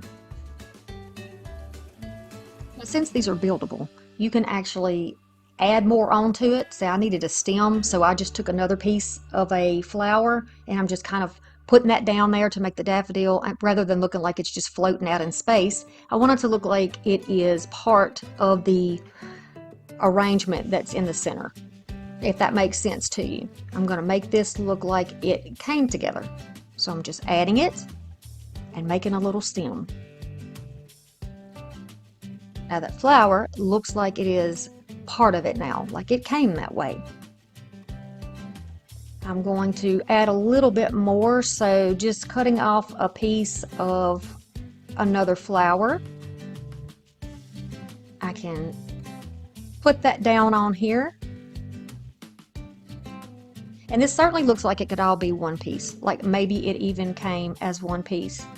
But I think that's the beauty of it. And if you don't want to use daffodils, you could do butterflies everywhere. You could have butterflies sitting in the middle of that daffodil that's in the center and not add the daffodils on the sides. You could use this little flower box and put some details on the side of the box. If you want to use this in the center of your dining room table, for instance, you might want to make this something that's two-sided. So you can take some more of these, flip this box over, and do it on the other side. You could even take one of your stencils and go right over the top of a transfer with your stencil. You could put some wording on there. That would be very nice too. You just have so many options. I love that, because it really does make it budget friendly, that you can use these in a variety of ways without having to buy anything additional. So now we're going to connect that by just cutting off a tiny stem from another piece, and it looks like it belongs. So pretty, so pretty. So now let's put some flowers in here. I'm going to take a little bit of this foam that I have and put it down with a little glue, just so nothing is shuffling around in our boxes. And this is going to be what we put our florals in. This is not going to be a difficult floral arrangement. You can put it together pretty quickly. If you had a bunch of daffodils, you could use something like that, and that would be really pretty. You could use all daffodils, just stuff it full of yellow daffodils. Or you could use lavender, because there's a lot of purple. You can cut your Dollar Tree pieces apart, like I've done here. And then this is a thrifted piece. I'm going to start off by adding one to each box of this bigger piece, and then we're going to work around that. So these are going to be our tallest pieces, and we're going to make sure that everything else is a little bit shorter, and we're going to fill it out. I always like to keep in mind that whatever kind of a print, if I'm using a stencil or if it's paint, I want things to coordinate. So I think what you're seeing here is kind of a trend with the purple and yellow. in this project. Purple, yellow, green. I think that screams out spring. I like to keep my floral projects pretty well balanced. There are times when I like to get a little bit crazy with it, but you can pretty much see when you follow me here what I am doing. By all means, if there is a way that you prefer to do yours, you can certainly do it that way. I'm going to add these little white pieces kind of to the front, little flyaways. It's got those little wispy pieces that come out of it. And continue to add around here and there. I do have some little pieces that look like lavender, and it sort of mimics what's going on in the transfer, which makes it fantastic. Think of how many ways that you could actually use these rub-on transfers, because you can use them on wood, you can use them on paper, you can use them on painted surfaces, and they'll still stick down very well. Now I have a variety of purples. I have some that are a little brighter, a little darker, kind of how you would see it in nature. You know, some of the flowers are blooming as some of them are going back into the earth for nourishment for the rest of the plants. Pop some yellow, of course, in there. Some little ferny pieces. This is going to give it a lot of texture. And then once we have all of these pieces down, we can add in the pink and the cream or yellow colored flowers, the bigger ones. We don't have as many of them, so we're just going to give them a little place in the side, in the front, in the top, where they can get a little attention. If you don't use glue when you're doing your floral arrangements, you can very easily pull those out and reposition them. I like to do that because as I'm playing around with my projects, oftentimes I'll look at it from all sides like I encourage you to do, and I'll find something that doesn't quite look as balanced as I would like it. So then I can easily pull it out and move it. And then if you want to make it permanent, you can add a little hot glue and put it back down in there. Yes, it does take a little extra time, but I think you'll be happier with your results in the end if you glue last. One little spot that needed something extra, and I happened to have a fourth piece of that greenery to add right there. Fluff it all out, look at it from all angles like I say, and make sure that it is exactly how you want it to be. There's no wrong here. Make it how you like it so that it brings you some joy. You'll be needing some pipe cleaners, some type of a mesh or a burlap. I have some ribbons from Dollar Tree, 2 different kinds. And then a variety of flowers, a couple of big ones, and then some of these smaller ones. And you'll need a Dollar Tree wreath. This is not the largest, but it's the next one. Here's that information for you. We'll start by prepping this wreath form. Gonna grab those pipe cleaners, and we're going to start off by going around on the inside ring of the wreath. Wrap it around right there, and we'll go all the way around it. Then we'll come back around on the outside and go around the crossbars on the outer section of the wreath. I think this is going to make like 12 different sections. Okay, so now I'm going to take my, I don't know what type of material this is. It's a plasticky, I think it's supposed to look like burlap, but it came from the thrift store, so I'm not entirely sure what the material is, but I like it, and I like the color. So we're going to make cruffles, or I think they're also referred to as a woodland ruffle, and they're easy to use, and to make, and I'm just showing you how to do it if you need to use the clips. You roll it over, and then clip it, and then roll the other end, and then walk your fingers together to make these little pretty cruffles. Now you can put them down like I do, or you can turn them over and put them the other way so that the rolls are on the top. To me, it's just a preference, whatever you like best. Looks sort of like a bow tie when you put them on this way.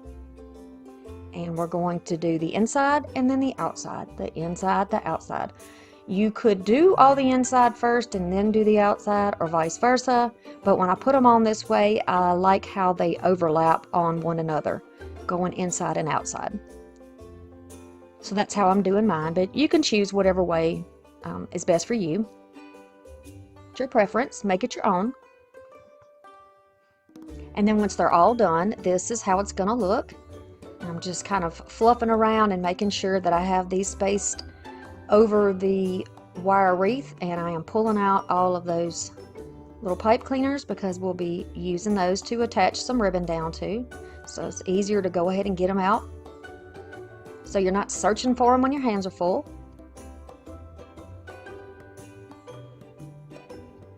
Then we're going to take the ribbons, and one of them is sort of burlap and the other one's like a thin silky type material, or polyester. I'm not sure. I didn't check the little spool it came on, but I'm going to overlap them. I'm going to put the solid color on the bottom and the printed on the top.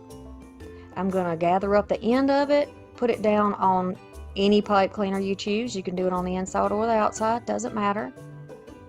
I'm going to keep that top one on top and keep that orange one on the bottom, and we're going to go inside, outside, wrapping over here. If you want to measure, you can measure. It would probably be somewhere between 8 to 10 inch little loops here.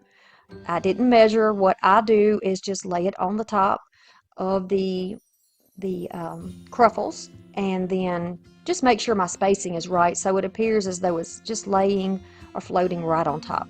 I don't want to squish down my ruffles and take the dimension away or the fullness away from the wreath, so I just make sure that it sits right on top of the one that's underneath it.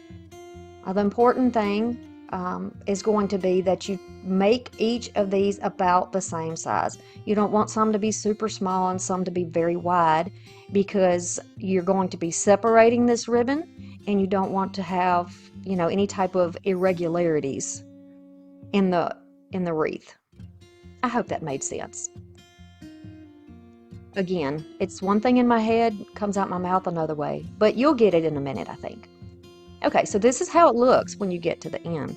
Now we're just going to take our hands and pull these out. So we'll do orange on the bottom and then print on the top, and then vice versa. So you see, you're going to do it opposite as you go around. This is going to give you some additional dimension and color and interest in your wreath. And you see this piece here, it wasn't quite enough to tuck into that last tie. That's not a problem. I'm just going to put a little split here in it, a little dovetail, and just curl it down and it'll be fine. You really don't even notice it once it's done. So just make sure you have all those nice and fluffed. Those wires help it stay still. This is just a little bouquet that I made to go on the top of the wreath. You're just going to add your flowers, the tallest ones in the back. My camera kind of died and I didn't notice it, so I apologize for not having that in there for you. Then I have this foam carrot that I got from the thrift store. You can get your little fake carrots anywhere. I don't know why I'm so into carrots this Easter and spring, but I really am. Then be sure that you cut off all of these little extra pipe cleaners and you hot glue that little bundle down like this and the carrot on top of it. When you glue that down, you'll get the final result. I would love it if you would subscribe. Now, only do that if you really, really enjoy these types of videos where you can save money and make unique creations. I know that you can do it. I know you can do these. You most definitely can, but always make it your own. We're going to start off with some Dollar Tree daisies. I have some ranunculus and some little greenery picks. This is a pick that I took off something else, and a scrap of beautiful ribbon. Little cup that I got from the thrift store. I thought this was a beautiful cup, and it was all by itself. It was screaming for a project. I'm going to use a floral cone or a foam cone. I'm going to use this little Timu chick ornament. 2 small doilies. These are paper, and some school glue. I'm going to start by choosing the front and the back of the project. So this has a chip, we'll put it to the back. We're going to take that little knife from Dollar Tree and we're going to trim down this so that it will fit the right size into the cup. We want it to look like this. If you have a straight-sided cup, you can use just a plain old block or a plain old pool noodle in there. This fits nicely and it doesn't extend over the top, so I'm going to add some Gorilla Glue to the sides. And then it's very easy to just press this down and it's going to kind of push the glue down and sandwich it between the walls of the cup and the foam. It'll hold it in place nicely. And just for a little extra assurance, I'm going to add a little hot glue right around the edge as well. I'll take my broken school glue top and I'm just going to put this all around my doily. A little bit on the edges and definitely some in the middle. You can leave a little gap in there because we're going to need to put a stick in later. I'm carefully lining this up so I can still see through the little lace cutout. Press that all down so you got no lumps. Then we're going to trim down our beautiful flowers. So I'm just going to cut off the little pieces that we don't need. I'll be getting rid of the greenery on these daisies because they look kind of cheapy. I don't like it. Then we'll start with these floral picks. These greenery picks. I only have 3. So I'm going to make them into 6 pieces. I'm going to cut them kind of short there, going toward the end.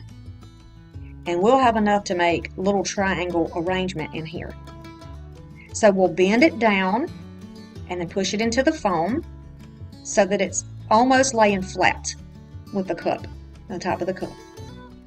Just like this. Bend it kind of down or flat. And you can see that we've created sort of an upside down triangle form here with these pieces. Then we're going to take the thinner pieces and we'll put those on the top. They're a little bit longer. We're just going to kind of put those in the little gaps between where we've already put down some greenery. Love the color of these. Love that they're on wire picks. Very easy to use. You can get your greenery from Dollar Tree. I think ferns would be really pretty in this project. Definitely pretty in Victorian things. Just my opinion. And now we have the base of our floral arrangement. We're going to start by adding the beautiful roses right down in the center. You can see already the shape that is beginning to form here, and that's the idea. Now we're going to step these down. Cut your pieces where you need to cut them. However, much length you need, leave it on there, cut off when you need to make it shorter, and you can see that it's sort of a little step down here. We're going to leave this cluster of 3 in the middle. Then I'm going to take the individual pieces and make sure that we are going, kind of making a line from the top of the tallest flower to the widest part of the greenery below. And that's going to give us our shape. If you didn't get what I was saying, don't worry, just watch what I'm doing and you'll see. Okay, so I'm just going to continue to add these in until I use as much as I would like. You can put them in groups of 2s, you can put them in groups of 3. Whatever looks best to you. It's about what brings you joy, right? So the daisies now, I'm going to take those and we're going to go between and around the pink flowers. If you have flowers that are out of shape, you can use a little bit of heat on them. Turn them upside down, flatten them out on the table, and just add a little heat and they'll iron straight out. They'll just press the little mishaps all out. This particular piece of daisy has 2 on the pick. I want to make sure that I continue my shape by putting the tallest one toward the center, and then it makes a little step almost down. See how that works? Same here, the tallest one's going to go toward the center and the shorter one will go down. That's going to help us keep that shape, which is exactly the shape I'm going for in this arrangement. And in most of my tiny arrangements, I think I do the same thing. I'm going to continue around until I use as many as I want, and I did use the entire pick to do this. This is what we have so far. So I pick it up and look to make sure that I have some balance in my project and that I have filled everything out. I don't want holes in there anywhere, but I also don't want to just be sticking things in there that don't make sense. I want it to have some type of a story. So that's what's going on in this little project. Since my foam was white, rather than painting it and having to wait on all that, I just took the greenery off of the thrifted flowers, and I'm just going to glue them down around the edge of the foam so that they overhang the cup a little bit. It's going to make it look fuller, and it will be green rather than white. Just makes it look a little more realistic in my opinion. But if you got green foam, go ahead and use that. I'm just going to continue around until I get as much coverage as I want there. And I like the look of this. Pretty little arrangement. So now we're going to start making our pick. We're going to take that pretty little, is this a duck or a chick? I can't be sure. I think it's a little chicken. Who knows? Either way, it's a bird. And that's what I wanted to use in these projects. So that's what we're going to be using. So I'm just going to open up a little bit where I had a gap and stick a little popsicle stick. This is a real thin popsicle stick. I got a bag of these. I guess they're craft sticks. Maybe sucker lollipop sticks. I don't know. Thrifted them, so they were not in, they were just in a Ziploc bag. Don't know really where you could get them. And then I'm going to just put a little piece of paper over it where I hot glue it in. Once it's cool, so it's not moving around, I'm going to place it down in my arrangement where I like it. And I like to just put like the edge of a pick down in there so that you can still see the picture. I don't want it to be submerged completely in there. Then I'm going to take a little lacy looking ribbon, and you can find really pretty ribbon at Dollar Tree.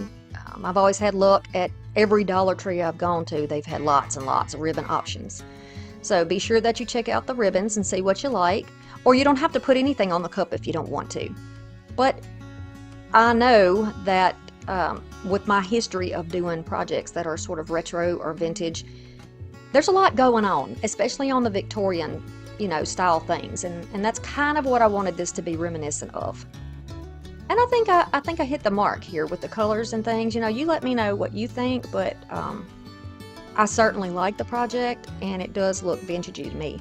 It also looks like something that would be super special to gift to a friend or a family member or somebody in a nursing home who doesn't have a lot of space, that maybe could use a little brightening of their day. Great little idea for that. Okay, so I'm just going to take this scrap of ribbon. This is about 2 feet of ribbon if I had to guess, but you don't need that much. I've used this in other projects that I love this ribbon. I'm sad to see it go. I may have another roll hidden somewhere, not sure. Just a really simple bow here, tied in the center, and then I'm going to measure it against the side of the cup to see how much I need to cut off. And this will be a little dovetail. You can do your bow any way you want to, and again, if you like something simpler, more of a farmhouse look with not so much going on, you don't have to add the lace, you don't have to add the bow. But to be true to my little vintagey heart, I thought that this would be the perfect solution. A little bit of my own, a little bit of inspired vintage. What do you think about that? I really love this one. Super cute. So who would you give this to? If you made this as a gift, who would you give it to? You think of a special aunt or sister, maybe your grandmother, maybe mom. We're going to use pipe cleaners, mesh and burlap,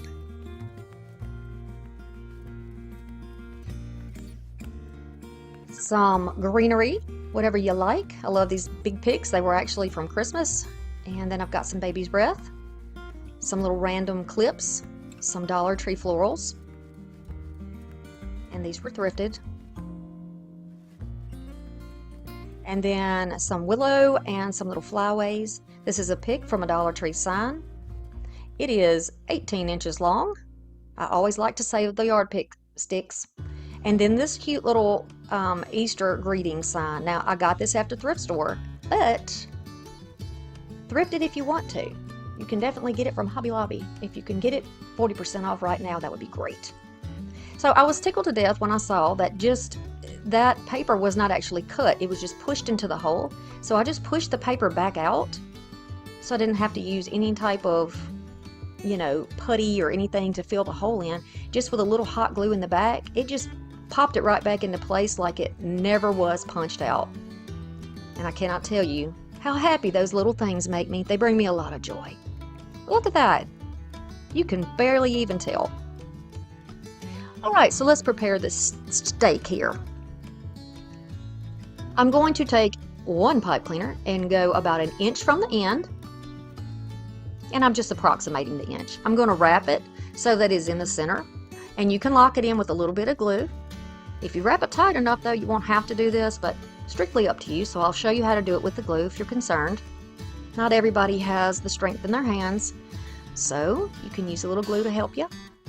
We're going to go about 4 inches down, and then we're going to make our next one. Now this one is going to be off to the side, then we'll put another one right butted up next to it and twist it off to the other side. It only takes a few twists and they'll stay right there. Use your glue, add a little glue there and hold it into place. The next one is going to be in the center.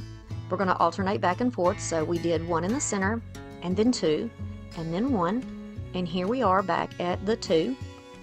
4-inch segments going down. Okay, and then the last one down here is just going to be a single one, just like the single one on the top. And this is what your pick will look like. 4 inches, 4 inches. Get them spaced out nicely. I'm going to use some of this deco mesh. Use whatever you like. Whatever kind of deco mesh you have, you can use here. I like this white. It came from the thrift store. Point that little bunch downward. You're going to take about 1.5 inches of that unraveled stuff. Point it toward the inside so you won't see it. And then we're going to go to 16 inches here. Is it 16 inches? You'll have to go back and look at that. I can't quite recall. This might have been 12 inches. I don't want to get you confused. Just be sure that you go back and look at that and make sure. I don't have my glasses on, y'all. I know that's bad, isn't it? That's so bad. I need to go back to the eye doctor too.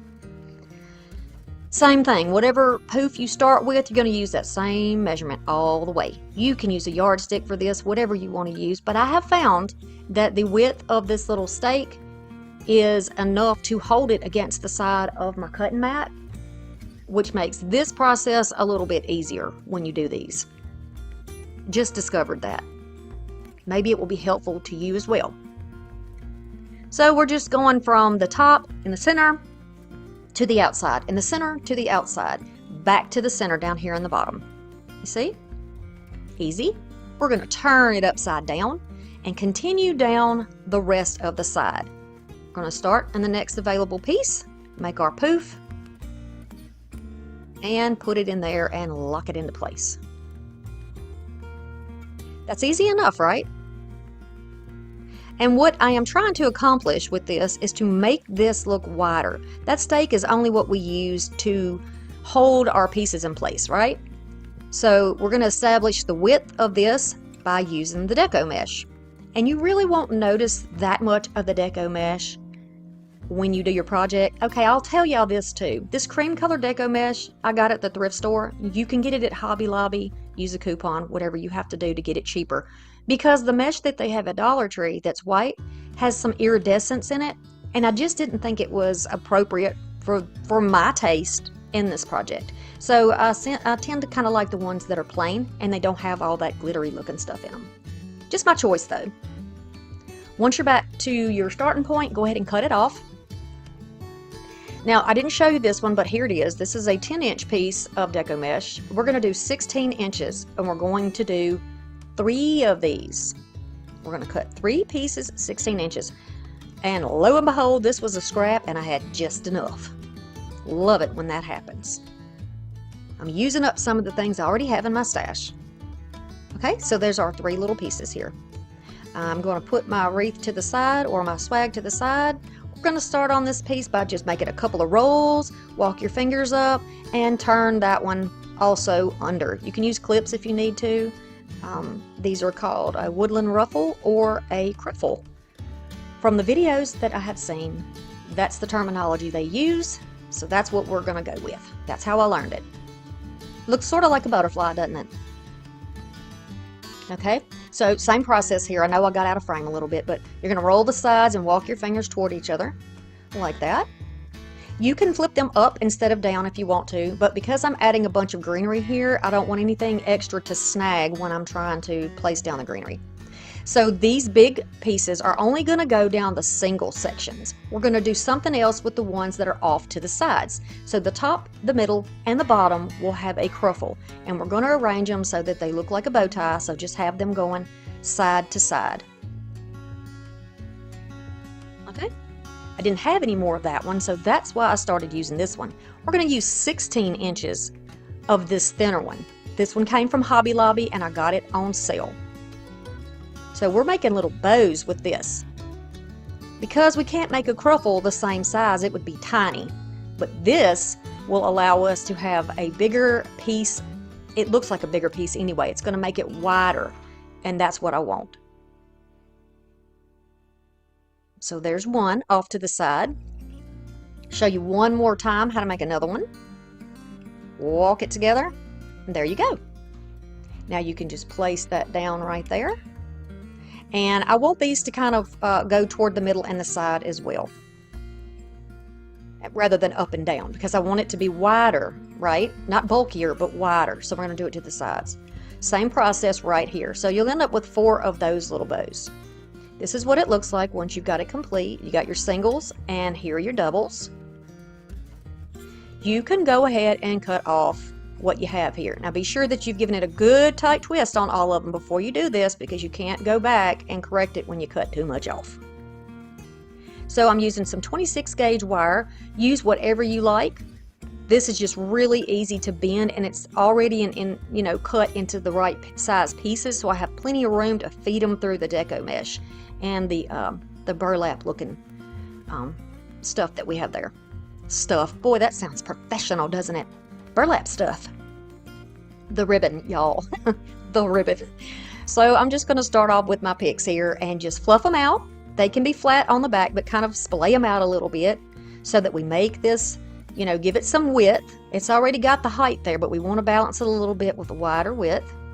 I'm going to shape this into like a hairpin. So that's what you see me doing here. I'm just trying to get that right. Then I'll go from the bottom up through the middle and across those 2 pieces of greenery that I just placed down.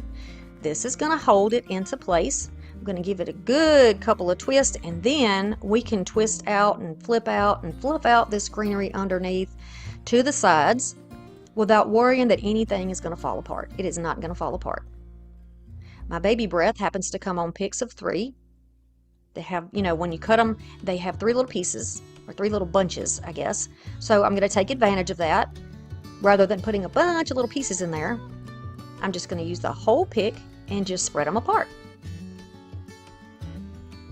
We're going to lay them right over the top of the other greenery, and we're going to take the same wires there and lock those into place so they're not going anywhere.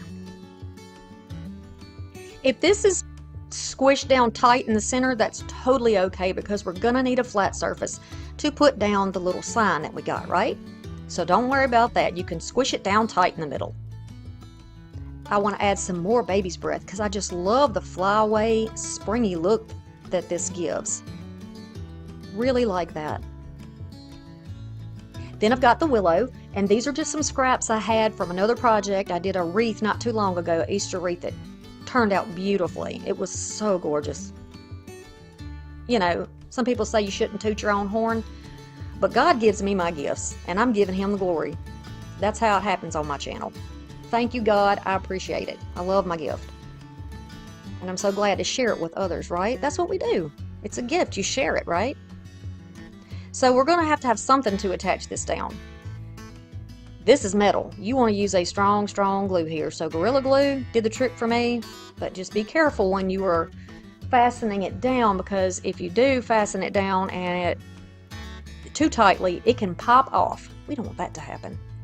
So I'm just going to feed those pipe cleaners through there and then loop it around on the back. Maybe you could add a little bit of super glue or something to there. So say you did add super glue or Gorilla Glue or something like that. It has to dry. Just hold something on top of it to hold it in place until that dries. So that's what I use my little conductors for. My little electrical insulators. That's what I use them for. Y'all remember these things? They came on light poles. There were a bunch of different colors, but oh, I found these 2 blue ones at the thrift store and almost lost it, y'all. Have you ever just found something at a garage sale or a thrift store and you just clutch your chest and just want to collapse? Well, that's where I was when I found those. Oh, I'm a little silly this morning. Y'all forgive me. Gotta laugh, don't we, though? We have to laugh. It shows that we have joy in our heart when we can laugh. And I sure do have some joy in my heart. And I appreciate y'all.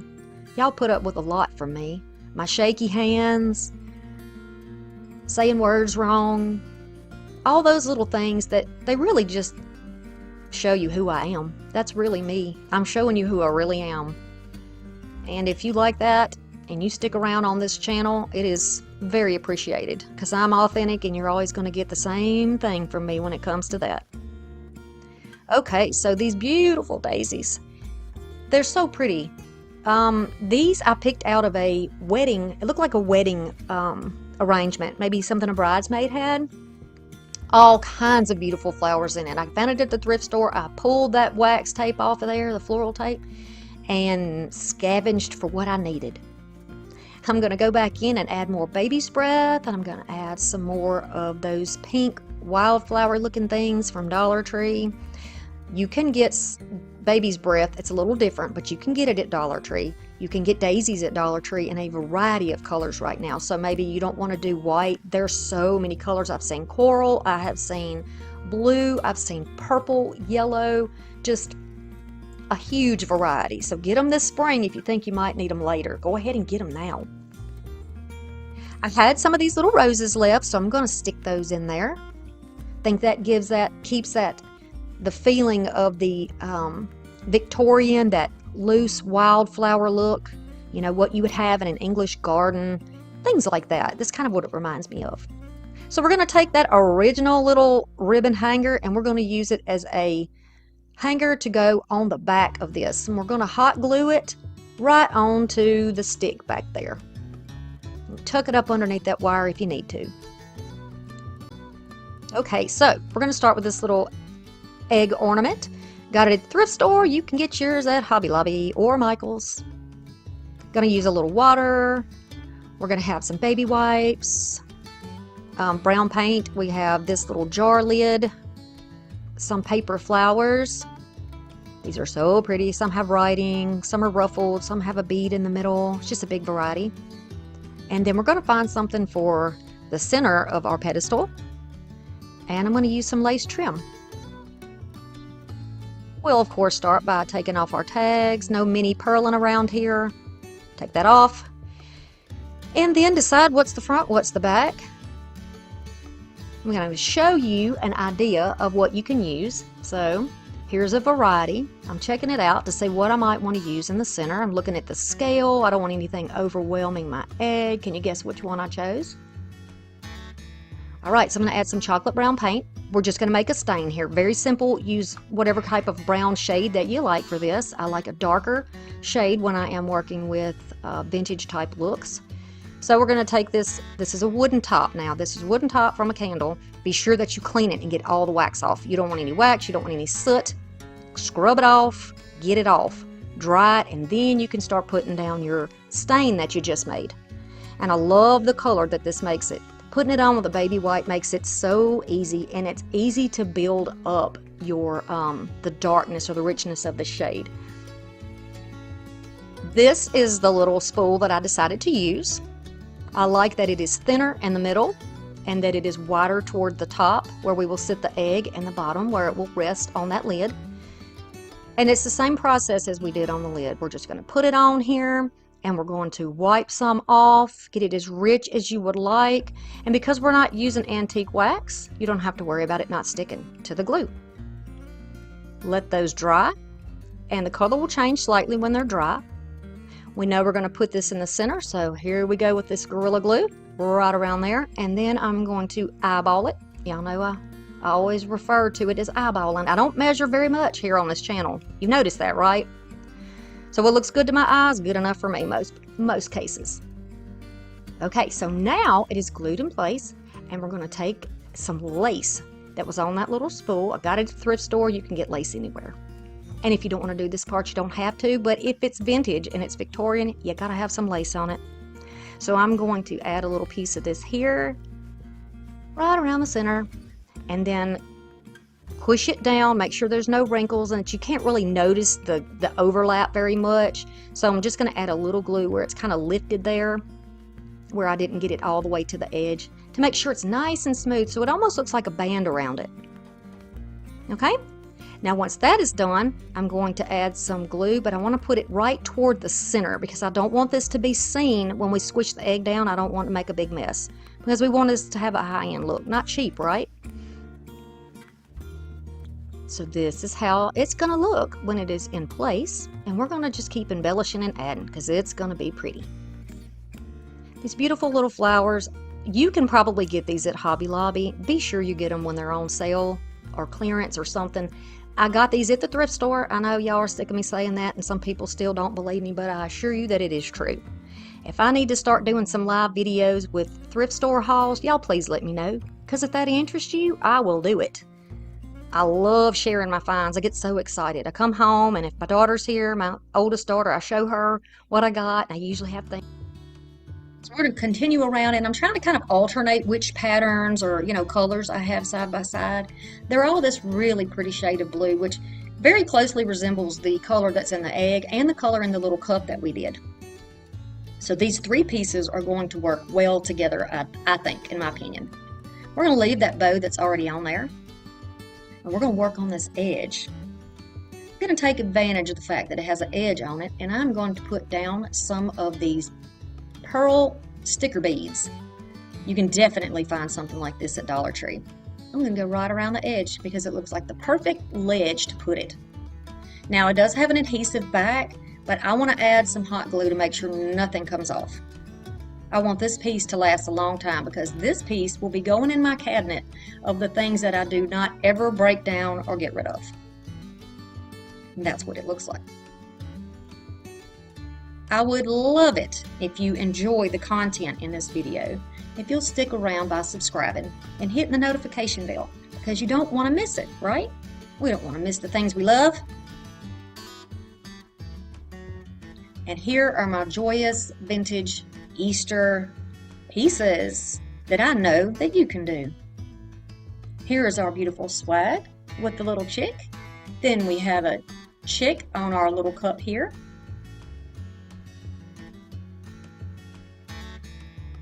I think the pieces work well together, and I do think they look vintagey. I hope that you think so too. I hope that you came to the channel and you found some inspiration so that you can go and make something of your own. Here's the little chick on the egg pedestal. There's something about babies, baby animals of all sorts. They're just so precious. Here are those projects one last time together. I thank you so very much for stopping by. I'm going to start off with two little ornaments here, and you can use whatever you have on hand. I've got these little decor eggs from Dollar Tree. I've got some Dollar Tree stickers and some Dollar Tree transfers. Two different kinds that I'm looking at. One with beautiful flowers and the other just a black and white with a bunch of words on it.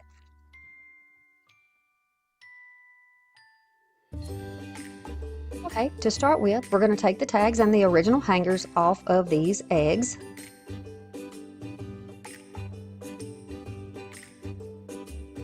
And decide which one of these transfers we want to use first. I want this to be a background. And this is a really easy way for me to do it and see exactly what's going to go on it. So I just kind of lift up the top part where the transfer is, and I put the egg on the inside. I'm going to push it down because it'll cling to it just lightly. And then I can burnish that down. I'm just using a Mod Podge squeegee here to press all that down into the paint that is on that egg in the background. I love the vintage look of this transfer. Dollar Tree did a very good job on this, I think. So I'm just going to make sure I have it all down. I'm going to go over where the cracks are. I'm going to go around all of the edges very carefully. You can use a popsicle stick for this too, I believe. And then carefully, I'm going to peel it away. Now, some of the transfer is coming off. I'm not going to put that back on there. I'm going to leave it off because I want this to look vintage and aged. So there may be some overhang on there. We'll be able to just rub that right off. You can just rub it off, or you could sand it off, but it came off pretty easily just with my fingers and my hand. And again, just making sure everything is down and in its place. On this one, I'm going to take the little corner and just go right down in each of those slats to really make that pop and appear as though it was hand painted or written onto that egg. Next, I am going to choose my little bunny ornament. And these little poppets I got from the thrift store. It was a big package and I use it all the time. So when you're out thrifting, be sure that you look for things that maybe you wouldn't normally look for or, use. A lot of times people look for bigger pieces because it's a good value when you're thrifting. But also be sure that you take time to look. I think with mine, they put it with the books. Sometimes these things are in with the kids' toys. And I also find my art supplies that way, like paint and paintbrushes. They'll be in with the kid stuff. So once I have that down, and I love it because they're foam and they make a great bit of dimension, which will go ahead and put a shadow back there and really make it pop off the background. I'm just going to place it down, press it into place, and it will cling there without any more work. You don't have to glue it down. I'll take the leftovers of these Dollar Tree flowers, and these are trimmed in a gold, which I thought would be very pretty to go with this yellow egg background and the vintage, the little vintage pop. This isn't exactly what I would call Victorian. It sort of starts that way in the background, but then on the top, we're getting a little into what people refer to as retro. This is also thrifted. This is some ribbon. I'm going to cut it off, and we're going to use this as a new hanger. There was already a sheer ribbon on there, the yellow one, but it was very wrinkled and kind of sad looking. So I decided to just go ahead and use the white for that. I'm just going to tie a knot, and this is so simple. This is a very easy knot. And then I'm just going to pull that, and that will hold it in place. I didn't want to use jute on this because, again, I want to keep this kind of retro looking, so I'm going to use the little ribbon, and I'll pull that around so the knot sits right in the hole. And the ribbon is cut at a slant, so it'll give it a pretty look, a little pretty finish. And I'm going to glue it on the back side. Be very careful with that. Don't burn yourself. And then once it's dry, you can lay it back on your table. You don't want to glue it to the table. This is how this one looks so far. Very cute. You can add more flowers. You can add anything you want to add. And with that said, I think this little bunny needs a bow. So maybe this is a boy bunny and a girl bunny. I am going to make 2 girl bunnies because I have 2 daughters. One of my daughters is going to have my first grandson very soon, and we're excited about that. And then my younger daughter is still in elementary school. So these are going to represent my 2 girls, I think. And I will cut this little simple bow off. I'm going to keep those tails very short so it doesn't take away from the bunny's cute little face. And I'll place it down right there on the top, right by her ears. And I think that gave it just the right touch to finish this one off. All right, so let's start on the second one. So these beautiful transfers came from Dollar Tree as well, like I mentioned. And I'm going to decide how I want the egg behind it, how I want to put that on there. So I'm just going to lay this one sideways so I can get a lot of those big roses in there. Same process as before. I'm just going to burnish this down. So what else could you use for this if you didn't have a squeegee? Popsicle stick. You could use your fingernail. You could use the end of a paint stir stick. It's square and wood. That would work. I don't want to use metal because I don't want to tear anything, and I'm not really sure how sturdy these are on this backing. So I'm just showing you here how you could do that if you wanted to do it with the end of a paint stir stick. I always have extras of these paint stir sticks around, and I don't throw them away because they're great for little things like this. And also bridging pieces together in the back. So another little money saving tip there for you. Go around those edges good. You don't want anything to be loose. Then just to make it a little bit easier, I'm going to cut the excess off of this one. There's a lot of detail in this, and begin to pull it up. There again, you can see there are some pieces that didn't stick down, and that doesn't bother me. Look how pretty this red and green looks on this yellow. I could not believe it. So I'm just going to use my little squeegee to go around the edges and make sure that that is nice and smooth. I won't be pushing down and indenting in those cracks on this one. So again, here are our thrifted little poppets. You peel off the front, you peel off the back, and you push them down. I know Dollar Tree has something similar. I'm not sure they're as small or as thick as these. This just makes it a lot easier for me. If you don't have them, you can always just you could just make this just purely a Dollar Tree project if you wanted to, and just go pick your supplies up from there. You could paint your own ornaments. They always have a variety of little wooden ornaments that you can fix yourself. These particular ones came from Temu. I am not sponsored by Temu. I just wanted to try some products, and I really, really like them. So here's a card, a thank you card that I got at the thrift store. Got a package of them, and I love them because they're so Victorian. And I am just pulling off the raised areas, and they have the little stickers on the back too. So every little raised piece that I can take off and use again, I'm going to reuse it. You can also use stickers, whatever you think you would like to use, but I love how these looked with this. Again, there's some gold trim in it, which really screams vintage to me. And I just think that is the most adorable little thing. So we're going to put the bow on this umbrella. She's got a little parasol down here, and I'm going to put it right on that little umbrella, kind of where the stick attaches to the open part. Then I'm going to add some of the little bundles of flowers. I put one on her bonnet. I think I put another one on her bonnet. Yep. And then we'll add one more right here on the side. And they're at different levels, but they still stand away. So the 3D look of this, I really like it. It's different.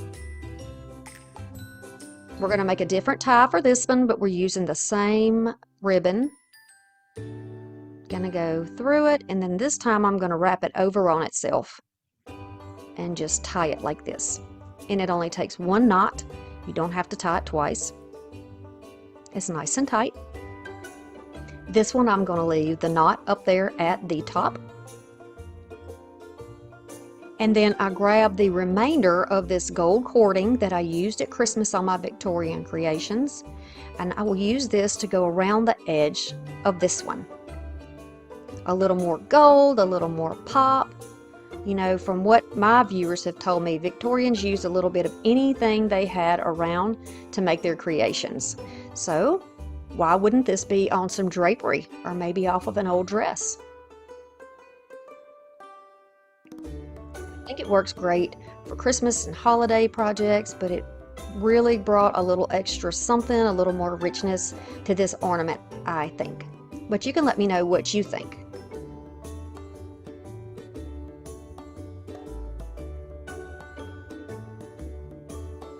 This video is part of the Thrift Flip Road Trip, but I'll give you a little more information on that in just a bit. Be careful when you get back to the end that you don't have a bunch of frays and nasty stuff. Overlap it slightly and cut on a slant. Any extra bulk just push to the back. You can see what I've done here, so that the front has a nice finish. And you can't really tell where it starts and stops. I like that. It's kind of hidden behind the ribbon. I love making my floral arrangements, so I found this little can at Goodwill. Oh, I fell in love. I just knew what I wanted to do with it. We're going to use some scraps of foam, some of these eggs on a pick, also thrifted. And I think every floral that I use here, yes, all of these were thrifted, and then I have some more I'll add in the end. They were thrifted. This is another one of those Temu ornaments. She's so cute. Look at her little bonnet. So, of course, when you're doing florals, you're going to need some foam to hold it in place. So I'm just going to cut.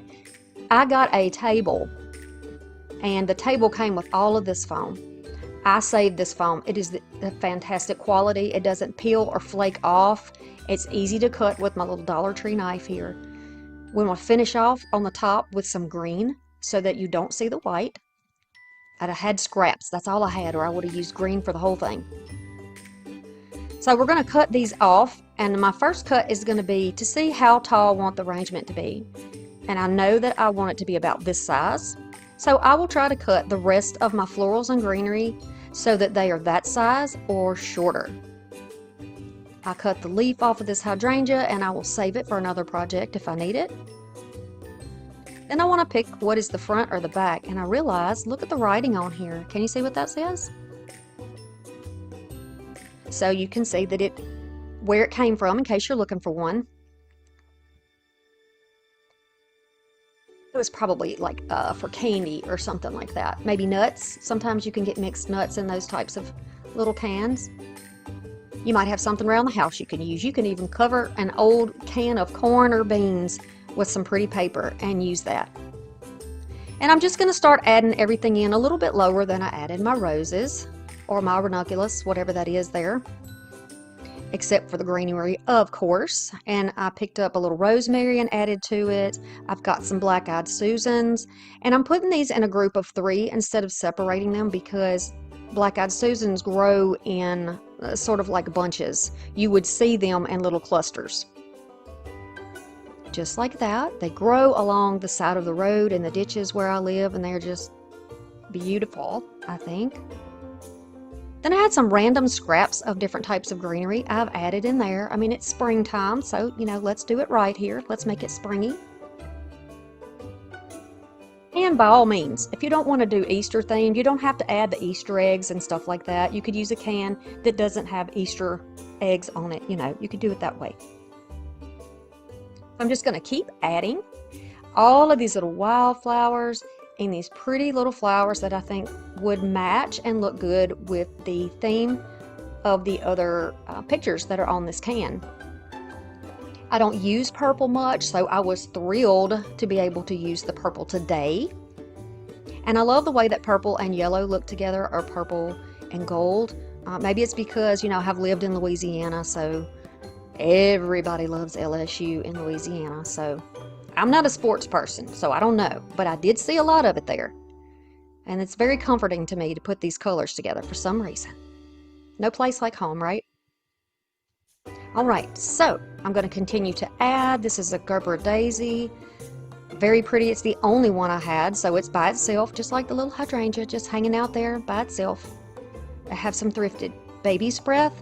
I really like the way this baby's breath looks, but you can get the ones that are like the little foam balls from Dollar Tree that I think they have named baby's breath. They're kind of messy. They're not quite as realistic looking, but they'll work for your project. You want to put different textures and different colors. So look at all the color and texture in here. Mainly golds, whites, and purple. And the beautiful flyaway greenery that's in there, love it.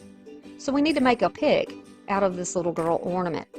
I'm going to place her down. I'm just taking a pick that another floral came off of. I saved these things, y'all. I got a jar full of them. And I'm just going to place it on the back, cover it with a little bit of scrap paper. And then we'll place her down in there, a bit off to the side, but still kind of toward the top. Move the little things around so she is not blocked. We want to be able to see her. Isn't that sweet? And then here's one of the floral picks. I have another one, this one that is kind of yellow and peachy. It's got little chicks on it, very cute. We're going to add that one in too. You can bend them if they're on wires, remember that. All right, so far so good. Always look at it from all angles to make sure you don't have holes or places that don't look balanced. I've got some little speckled eggs, not sure where they came from, maybe Dollar Tree, maybe they were thrifted. I'm just using a gold one and a white one and placing those down, and I think that was the chef's kiss. Mwah. Yes, I think adding those little eggs made it good. Our host for the Thrift Flip road trip are Sammy from Unicorn Dust Designs and Trish and Kay from Crafting Cousins. Join us on our new day, the second Thursday every other month. There's going to be a playlist linked where you can go and watch all of the rest of the creators who are joining. The next project is an Easter wreath. I'm going to take some ribbon that I was very, very fortunate to find thrifting. The burlap ribbon, and then I got some ribbon that looks like Dollar Tree ribbon, so you could use that. This is a little paper egg, probably had candy in it, but look how gorgeous these pictures are. Oh my goodness, look at them. They're precious. I got these from a store called Dirt Cheap. I paid 50 cents a piece for each pick, and we're going to use 2 picks. These are some thrifted dogwood pieces, and also some thrifted willow pieces. You see there? It's the same theme as in there. Okay, now I have a grapevine wreath that I also got thrifting. I never buy my wreath forms unless they're wire from Dollar Tree. And we're going to begin to place these down. Now, I took my hanger off the back because I didn't want that to be my decision maker of where I put my pieces of greenery and where I put you know, how it looked in the end, because I like to move things around. So I just took that off, and we'll make another one in the end. I'm going to weave this pick, the first one, through here. I always fluff them out, you know, you want to fluff them out. Then using some floral wire, also from the thrift store. My cutters are also from the thrift store. We are going to weave it through that grapevine wreath and over the wiring for the greenery, and this is going to make sure that it keeps that curve and that it doesn't fall. You can cut your edges off or turn them back to the back and then fix those back the way you like them. I'm forever fluffing. If you followed me for a while, you know I'm forever fluffing. I cannot leave it as is. I've got to mess with it. Then we're going to put a piece along the bottom, and this will be the bottom. This is not going to be a typical round wreath covered completely around. We want to see that wood underneath, or that vine underneath. Same process as we did before. Wherever you need to use floral wire to help you place things down, do that. Using the floral wire will allow me to go back in, cut it off, and repurpose this greenery. I can use it for another project later if I want to. I don't sell my projects. I make them for myself. I make them for my videos, and then most of them get broken back down and reused. But there are some. I have a cabinet that is full of the ones that I really love and I've kept. That might be something I could put in a video. If anyone's interested, let me know if you would like to see the projects that I have kept for myself. I can definitely add that into a video somewhere.